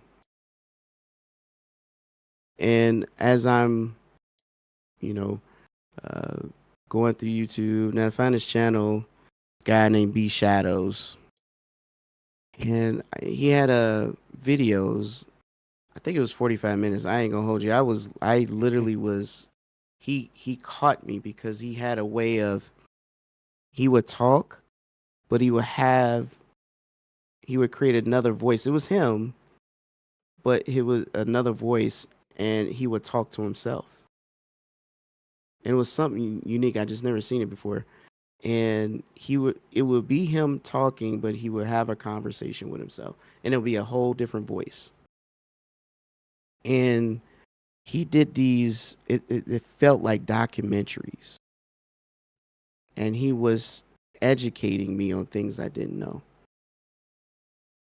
And this whole tribalism when it comes to console wars, like I mean, I think it's funny, and I know a lot of people say I don't do it, but come on, like let's be real. A lot of people who participate in it for many reasons. Could be because it's funny.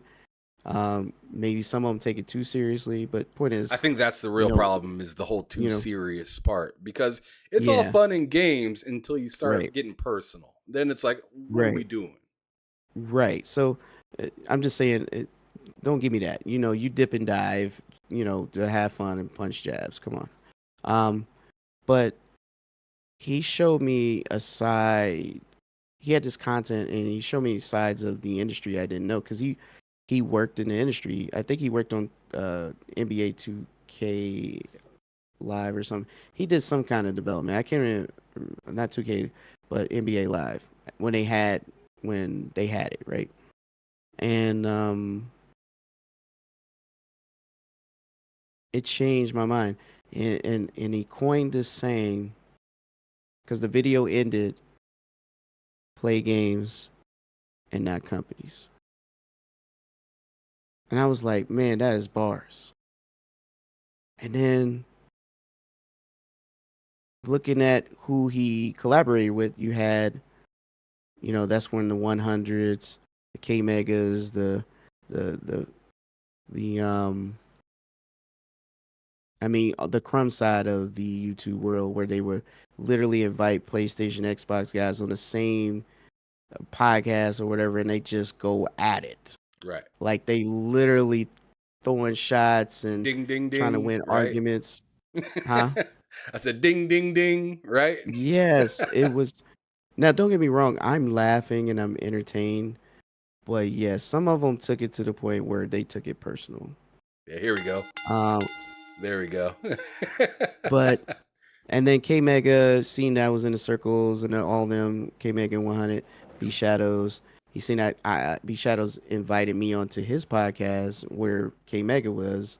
And that's how we met. And I was never even thinking about this stuff. I'd never done it before. I was very nervous. And it kind of happened that way. It just kind of happened in that natural order. And you know, that's why I always give B Shadows respect, man, because he brought a lot of people in, and he don't get a lot of credit. And Kamega will definitely vouch for that. And you know, I was part of GRG when who was all there? It was definitely Fonzarelli. It was definitely I want to say Lemon there? No. It was Lemon was not there like that. Lady Infamous there? She was. She was there, but she wasn't there. I think they was about to start GWG at the time. But I think I want to say I haven't a brain.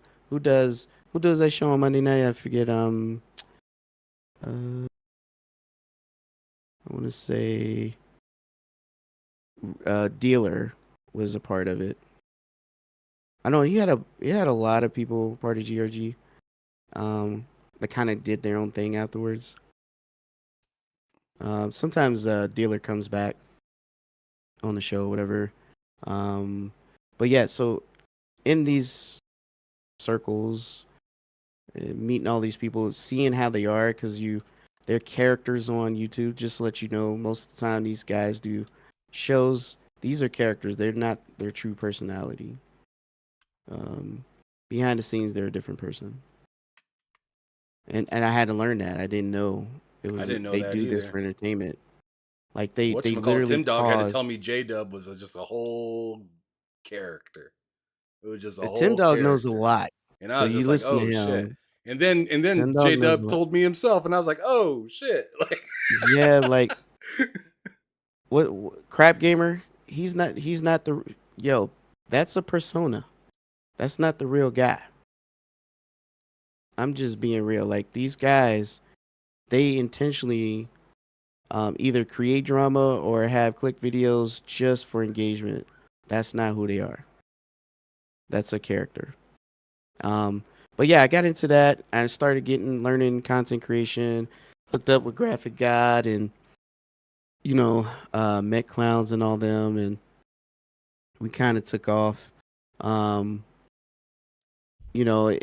everything kind of happened to get me to this point. And content creation is very difficult. I want everyone to know who's watching who may not do it. It takes a lot of work and a lot of effort to get your stuff the way you want it, and of course to get it to where people would even watch it. So shout out to Ham Solo and anyone else that puts in work, man. It's a lot of work, time and effort to go into this stuff. And I had to learn the hard way. Like I used to make videos, like it would be like maybe 5 minute videos would take me 2 hours. right. And Like and, and, it's and, and insane. that's if you figured out and that's if you know your momentum and how Right, to and you already have a set idea. When you're first right. learning it, that 5 minute Yeah. video might take you 5 hours. Yeah, it does. And that's legit. So it took me a while to get, like you said, my method down. And then I was able to kind of breeze through it a bit. And it still wasn't breezing through because it still took time. So it's just one of those. So shout out, Iron Lords, everyone, I don't care who it is. These things, there's a lot of things happening in the background. It's A just lot of not money that too. easy. There is money involved if depending on, the direction you want to go. Facts. Um, It's up to you. so you do it for fun or you do it for some other reasons. So, it's depending on the person. At the end of the day, don't ever compare yourself to anyone else. Don't believe success is based on views or subscribers. It's based on how you feel about your own show at the end of the day. Do you feel like you put together a project that you could be proud of? That and And community, that's man. 100. That Yes. and building a good set of Yes. folks around you. Yes. Definitely want to keep people in your circle that you can rock with.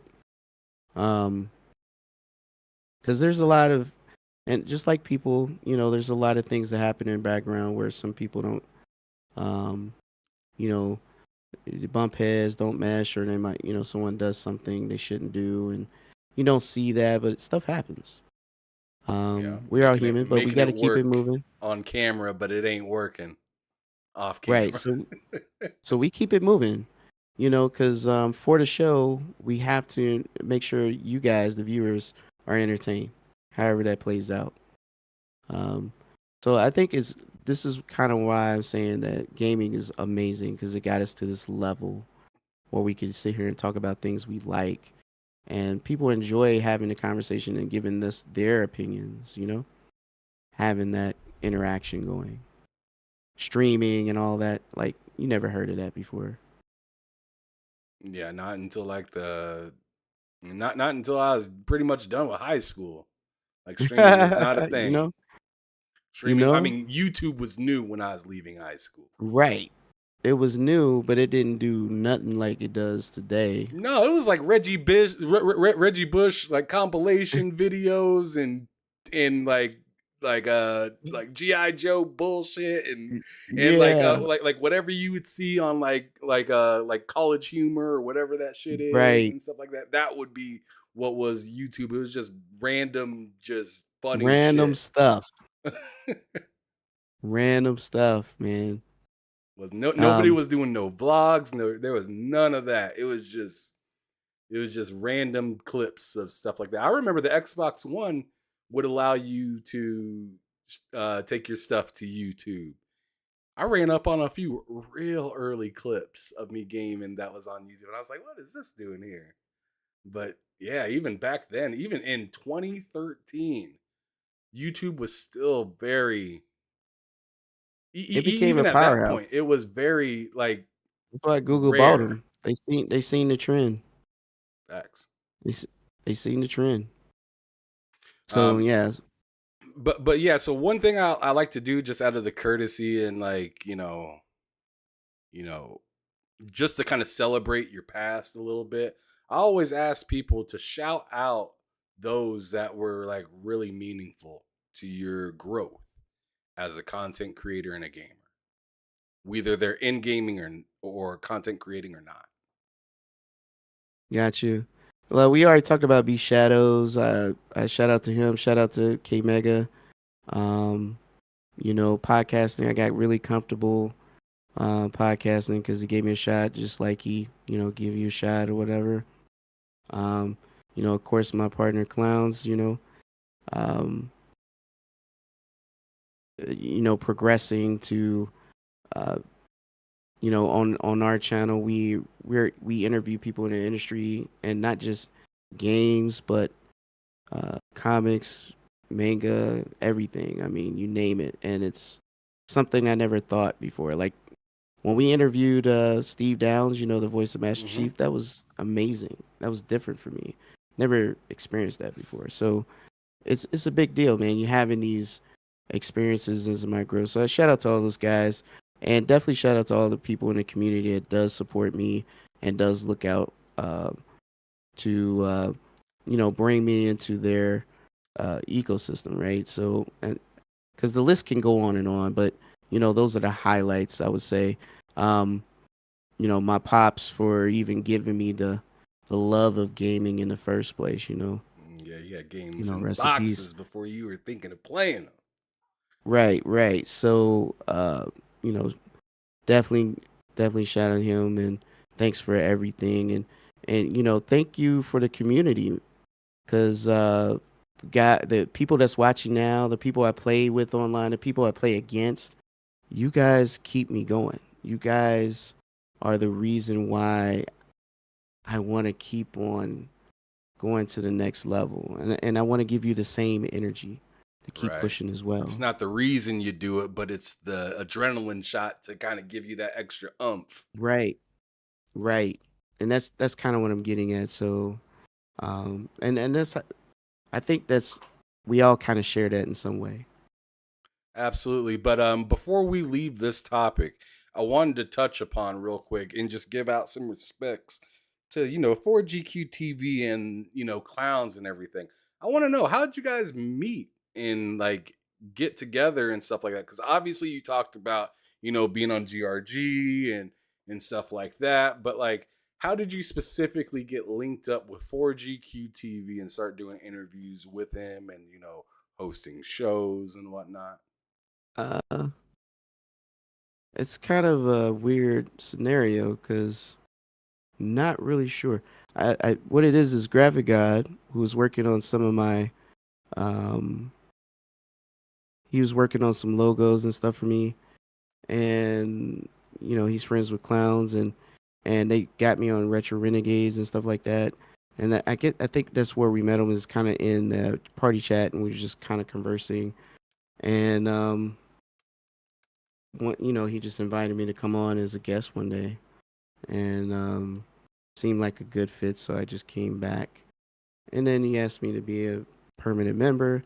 Now I'm co-host, and part owner of uh, the brand. So we became good friends. So it's it kind of, I don't know, that sounds kind of ambiguous because it's kind of hard to explain. It really wasn't a straightforward way. It was kind of like was talking to Graphic God, and he was in a it was kind of weird. Like it just kind of happened. Um, it wasn't a traditional sense like K Maker's like, hey, you want to come over? It wasn't like that. It was I don't know. I think I was just in the right place at the right time and around the right people. I think that's how it kind of went. And because we have good chemistry, it kind of hit off, so we didn't even think twice to look back. To be honest. Just simple like Um, that. yeah, and even though I was having some life issues and everything, he was super patient and worked with me to keep, checked up on me and everything. So it just made sense, right? Like I said, pandemic happened, got sick, had some life issues. I was out for a count for like 6 months, and I couldn't do anything. And he was there checking up on me and everything. So it just kind of worked out. Okay. All right, that's what's up. And Is there anything to yeah. share for up and coming? So as far as interviews, uh we have the voice actor who did Laura Croft, and she's coming in for interviews. We have a couple of horror directors coming in. We are doing a panel at MegaCon next year, so we're hosting a panel. We got Hip Hop Gamer, we got Karama, we got Derek Hill. He is the current artist of the Blade comic, the current Blades run. And we are trying to get Jimmy Palmiali. I can't forgive me for pronouncing his name wrong. He's Italian, but he's one of the greats in the comic industry. And we have a couple more that's going to be on our panel that we're getting together.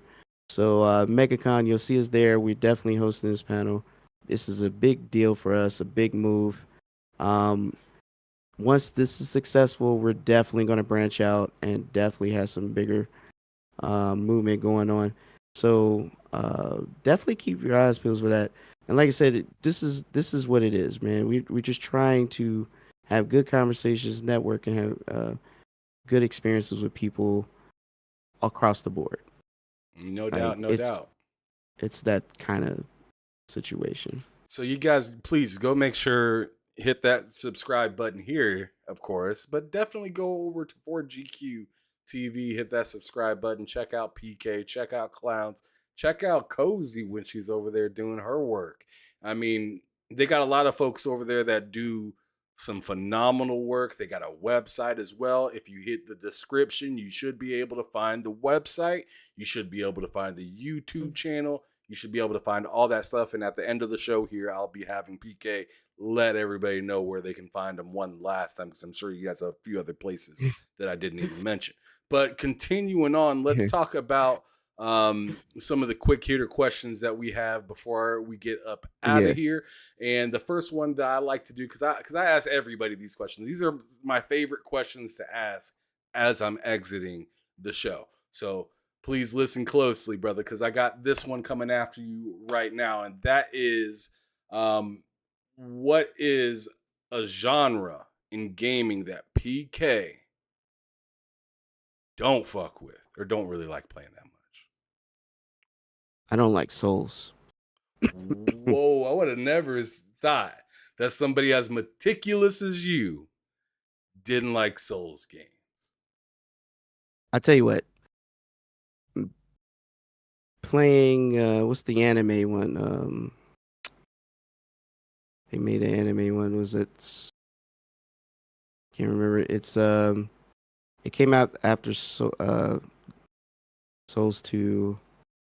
But anyways, I was trying to play it, and I'm thinking like me and my buddy would buy it and we'd play through it together. That's not how it went. We had to put. I never played it Souls game before. I didn't know you had to put codes in to play with your friends. And then I didn't know that every time a cutscene happened, it kicks your friend out, so we got to put another code in to get back in. And I didn't know if I die or he died, it kicks him out. You got to put another code in to get back So it in. sounds like just a bad And, experience. and then I didn't know that if he picks up uh, anything that I find, he don't find, so it doesn't count. Nothing counts towards his progression in the game either. I just was like, man, this is more work than it is to play the game. I was not happy. Don't get me wrong, I do have Lies of P or whatever, but again, I'm running in that situation where it doesn't help me know what I need to do next, and I'm just running in circles. And it's not that I'm dying by enemies. I'm actually dying because of the level design. Just the way it's because my character doesn't run really fast or have a real jump button. It's just the nature of the games and so. And don't get me wrong, I had Sekiro and all that. And it's not that they're bad games, because I'm not saying that. They're just maybe you mentioned a word that you said. I just want to get something done. What was that saying? You say I just want to get to cut to the chase, right? Yeah, just cut to the chase. Yeah. So think about this. I love games like Devil May Cry, Hi-Fi Rush, Bayonetta. These games are fast combo oriented games. But when you go to something like Reliza P, is very slow and Mhm. and Gotta be very it's patient. yeah it's it's just a different pacing, and maybe that's what it is. But that's the best way I can articulate it. Like those are two different types of games, and it does frustrate me when I play the other ones. Not because it's hard, because Ninja Gaiden is the hardest game I've ever played, and none of those Souls games can touch that. But it has nothing to do with difficulty. It's just the way the game plays with the tools they give you, and maybe I just my brain is like like this. I want to cut to the chase, and I can't. Maybe I'm not patient enough um, to move with that pacing, if that makes sense. No, that's fair. That's 100% fair. You're not gonna vibe with something. I mean, if something just doesn't vibe with you, the pace is off, the way that you want to play isn't available, then it just is what it Yeah, is. Kind of yeah. It's not a bad. accept It's it and not move bad on. games. Yeah, it's not bad games. It's just not for me, right? Um, Right. I also don't like sports games. What? You don't like no sports games? You never. Outside of wrestling, nope. Dang. Man, I tell you Not that what. Have you played the AEW game? I own it. I just haven't had time to sit down and actually get into it. But Mm, I bought it because it reminded me of that 64 game. right. Uh, Like um, WrestleMania or something like that, or No Mercy yeah, or yeah. something. That's Yeah, why I got it, but that's I why I just had to hadn't ask had you the about it time. because I was like, man, I've been so thirsty about that game, but I haven't pulled the trigger on it Yeah, because I'm nervous to spend $40+ on a I wrestling mean, game and barely touch it. get it when it's on sale, bro. I mean, I don't. I from the little bit I did get a chance to play, that's exactly what it reminded me of. Just the 64 old school wrestling, and it feels good. The controls are simple, easy to pick up. It's not super complicated, and it's just fun. I just, I mean, we at this situation where we just don't have enough time for everything, so you gotta pick and choose. Yeah, Diablo launched at the same time that launched, so you get what I'm saying. no, I get it. I get it. It really is hard to say because I mean, you could have launched any time during the year and it would have been Yeah. Anytime before Diablo would have been fine. tough.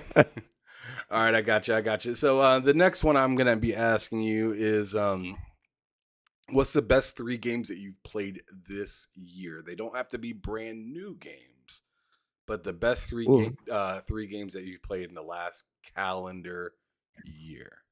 that is hard because I played a lot of great ones this year. This year brought a lot of fire. Mm-hmm. But I'm gonna start with Hi-Fi Rush being one of my favorites of this year. Okay, that's one. Um, That's what's up. um, I'm not a Harry Potter guy either, but Hogwarts Legacy was great. Was hot. That game was All right, hot. I I hate was Harry Potter, refusing and to that play. game was hot. I was refusing to play the game, and they was like, "Just do it, just try it." And yeah, I Hmm. did like the game. I ain't gonna hold you; it was great. Um, so What kind of the game thing gives you is, I multiple ways to fly? right. Well, it's more like I felt like a badass. Like Harry Like a Potter movie badass should have little been kid. about me. It should have been about me because I was better than him. I didn't even have a crew, right? Like that's how crazy it was. And the last one, And the last one, see, the thing is, you asked me a tough question because there's so many. You got, I'll just say honorable mentions. How about that? So, I want to say Jedi Survivor. Okay, that was a good game. But see, you got the Diablo, you got the Starfield, you got the man. You put me in the corner here. Like, there's so many great bangers this year. Mortal Kombat 1 is amazing. I mean, dude, they have 2023 just give us Street Fighter was hot. abundance. Street Fighter, yo, Street Fighter 6. We just had abundance of great titles this year that it makes it hard to just choose threes. Like, we're truly blessed and spoiled at the same time. And you know, some games that's ongoing that we all love too, right? Like I said, this is my first dabble in Diablo, and I'm not really a Bethesda guy, so playing Starfield was definitely different for me. Like, I had a lot of new experiences this year. Same. Like I told you, I'm not a Harry Potter guy, but I played it and I loved it. Great game. Hi-Fi Rush, another Bethesda title. Didn't see it coming. Amazing. They a lot of first. Did you even rock with They- Baldur's Gate or So- Tears of the Kingdom? Even I did not, even though I got it in my queue on Steam. I did not because I think I'm a little burnt out of the fantasy. Like, maybe later. Maybe later because Cyberpunk came out the DS. It's just, man, come on, bro. I Like, know. I killing know. me. You're killing me here. What's the Killing me. third though? What's the third? But that's what I'm saying. I think my third is the Star Wars. So Hi-Fi Rush and the Hogwarts and Star Wars. But all of those from Starfield to Diablo, all those were great experiences too. And those were really, really good games. I'm trying to think. There's so many, but I would say everybody, if you haven't tried any of these things, you should definitely check them out, man. I just did not know going in that I would like any of these. I had no history. But I'm going back to Diablo too, so that's a big deal. Diablo. I don't know, man. I'm so undecisive of 3. Can I just have a couple just like 0.5s in there? So Hi-Fi Rush and Star Wars, Hogwarts Legacy, Diablo 4, Starfield. Let's do point of those, and I just keep it that. All right, fine. I don't know what else to say. You're making it hard for me. This man is in prison right now. All right. So the next one I gotta ask. Hopefully this is easier for you. But what is your favorite studio, and what game best represents that studio?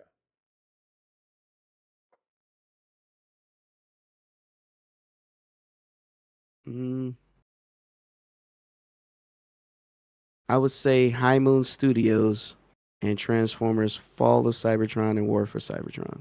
Wow. Never got that one here before. That's a deep cut. This man said Activision. Gotcha. So are you looking, are you hoping that they bring back Transformers, knowing that Activision is Activision, and I believe it was Hasbro or something like that? Like own the rights to that IP. I think it's Hasbro.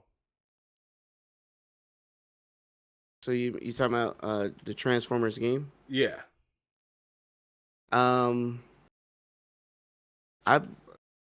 It's not me. It's they wanted to come back, right? They talked about it and say, hey, that'll be an easy Game Pass game. I mean, yeah, out of my hands. I mean, don't get me wrong, I do, but if they wanted to come, like the owners, like Hasbro, wants it to come back, and High Moon Studios definitely can bring it back to Game Pass, yeah. But they never finished it. It was supposed to be a trilogy. So What happens if they bring the first 2 back and then drop a third? That'd be nasty, Yeah, right?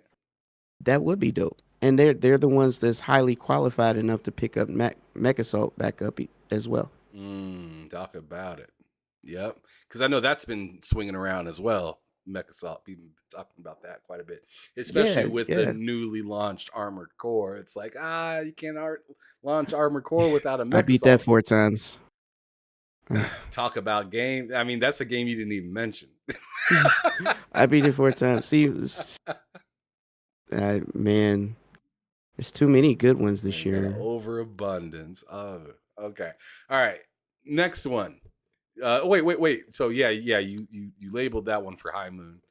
So then, what game are you most excited for? And this can be a plethora. You don't have to list only one. So this is a much easier I'm looking. question for you.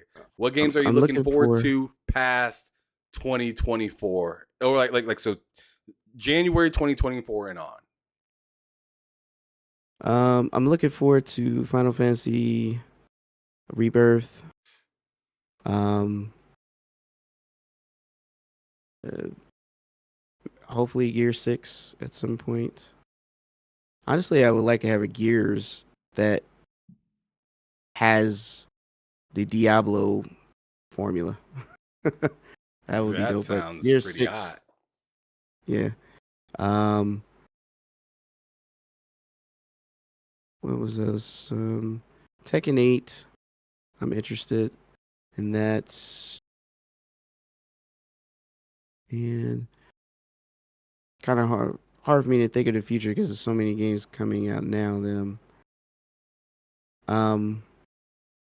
there's a couple of Yakuza games that's coming out that I want to check out. I don't remember the name.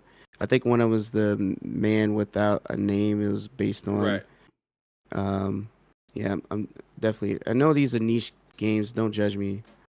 I'm looking for the next Tales, even though Tales of Arise DLC come out. That was my favorite RPG of 2020, I think, or 2021, and I'm looking for the next iteration of that too. I'm actually just interested to see what Microsoft Studios is kind of chunking out.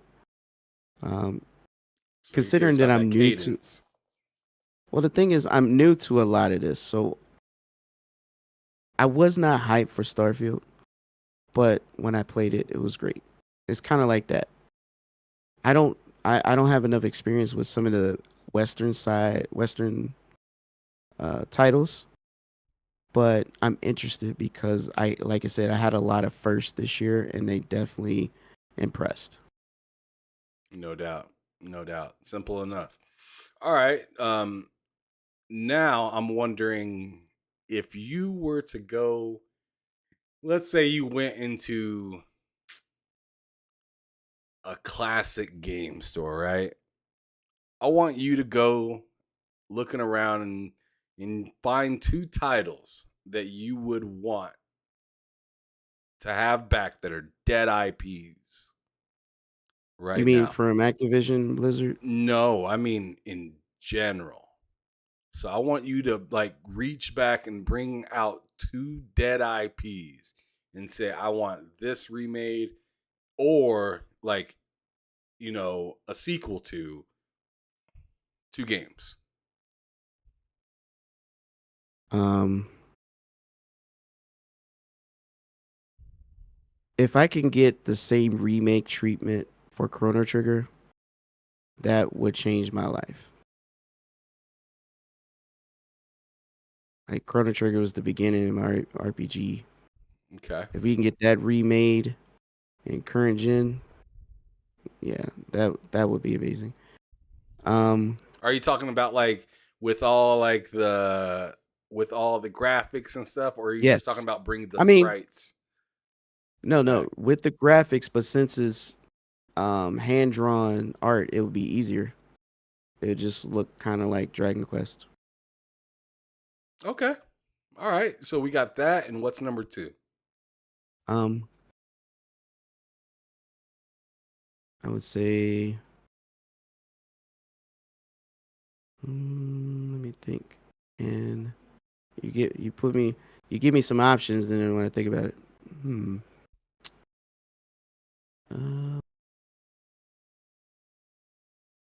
I think,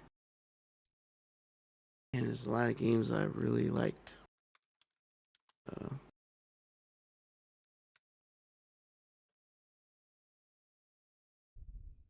Well, we was just talking about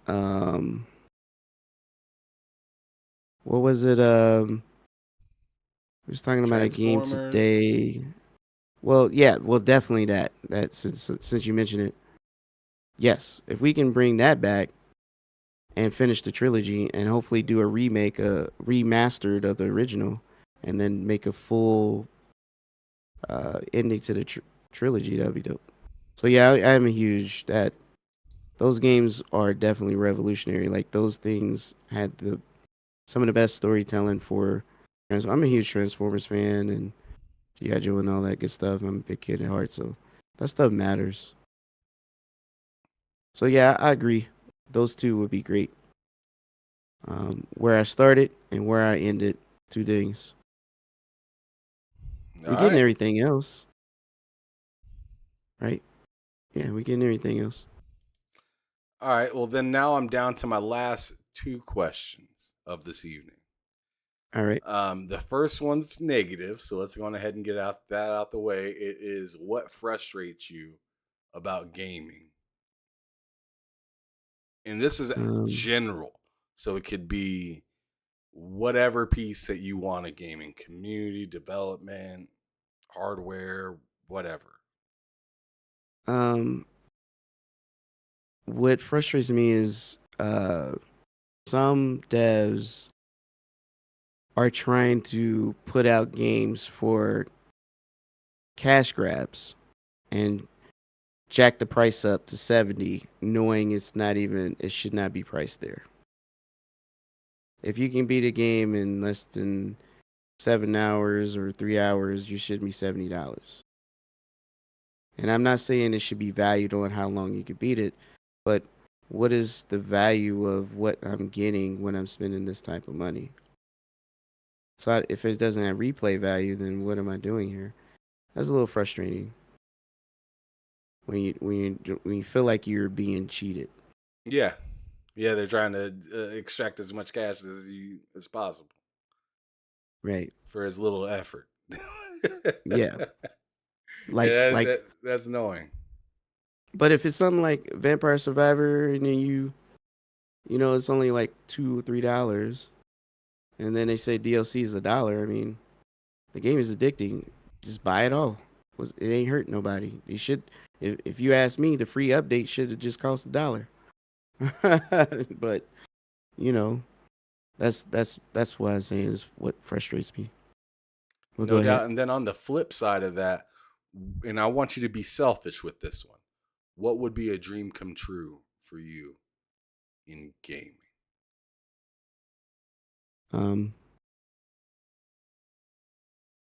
I would like to have an online MMO that allows you to customize your character to any extent, any ethnic background with realistic hairstyles to those ethnic backgrounds. And it be anime style. Combat. Kind of similar to the games I like to play. And all my friends can play. So do you dream for that game to come, or do you dream to create that game? I think it's coming, but the problem is I think it's got to be made by a Western audience, because the Eastern audience don't really understand, or I don't believe they can capture that same, you know what I mean? So think if you make a character look like Blade and you just running around, and you got your friends, and there's certain features and aesthetics that just don't exist. This is why I was surprised with Hogwarts, because they actually really did have really good hairstyles and aesthetics that can match different ethnic backgrounds. That was very shocking. I made Michael Jackson. Yeah, so it's that is kind of what I'm saying, is something on that level with the same type Michael of Jackson. acting. With the fro and all that. Yeah. But PK, I tell you what, brother, I really appreciate you giving me your time being here this evening for another fantastic episode of Behind Them Six, brother. Thank you so much Absolutely. for being Absolutely. gracious, moving your time around, figuring out how to do your own show and make it here at the same time. That's something that you don't get from a lot of other people, being as flexible as you are. So I really do appreciate that, but I do want to give you back the mic just so you can let everybody know where they can find PK Entertainment on a regular basis. Thank you, and thank you for having me, bro. It's been fun talking about this. I don't really get to talk about myself much, so it's probably why you put people on here to see how much they like to talk about themselves. Um, you guys could definitely find me at 4GK TV every Thursday. We have shows almost every day, so definitely tune in, hit that bell. There's shows almost every day of the week. On our channel, Majestic Mayhem, all women's podcasts. Mondays are all wrestling podcasts. Wednesday we have a backlog. Our main shows on Thursday, and we definitely have all our interviews and things like that coming up. And also, I'll be on the Dragon's Den on a Saturday when the Dragons not asleep. And you can also hit me up at PKX Lab on Twitter. And like I said, I do game on majority of all platforms. So if you got that itch and you just want me to join in, and you kind of look at my plethora of games that I own, and you want to hop in, I'm definitely ready. Look, Ham will tell you, like Diablo, I went in. Never even played this game before. I went in, and that's just how I roll. I'm all about having that good time. That's a fact. You went all the way in on Diablo, and you are still pushing on that sucker right now. But yeah, I appreciate everybody for stopping through. Make sure you hit that like button if you haven't already. Share this out so people can check this out even after we are live. That'd be fantastic. His history, it doesn't wither away. It is the same. So definitely let people know. Come check it out. Come see what PK is all about. If you want to holler at him to be on one of your shows or something like that, just holler at him in the DMs or something like that. Reach him throughout one of these different ways that he's given you. Like I said, I gave you his some of his details down in the description as well. But it's been a fantastic evening on this show, PK. But the one last thing that I always have people do whenever they come to this show is I always have them answer this last question. And that last question is, or I guess it's more or less something else, because I want you to describe gaming in just 3 words. This is the way. Oh, that's 3 more. That's 4. Yeah, that's 4.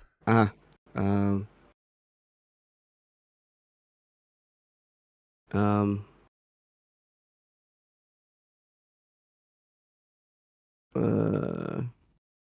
the 3 games.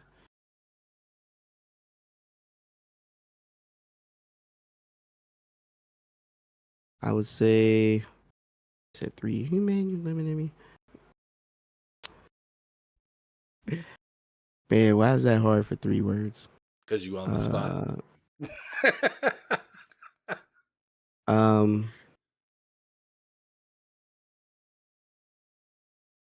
I would say community, life, future.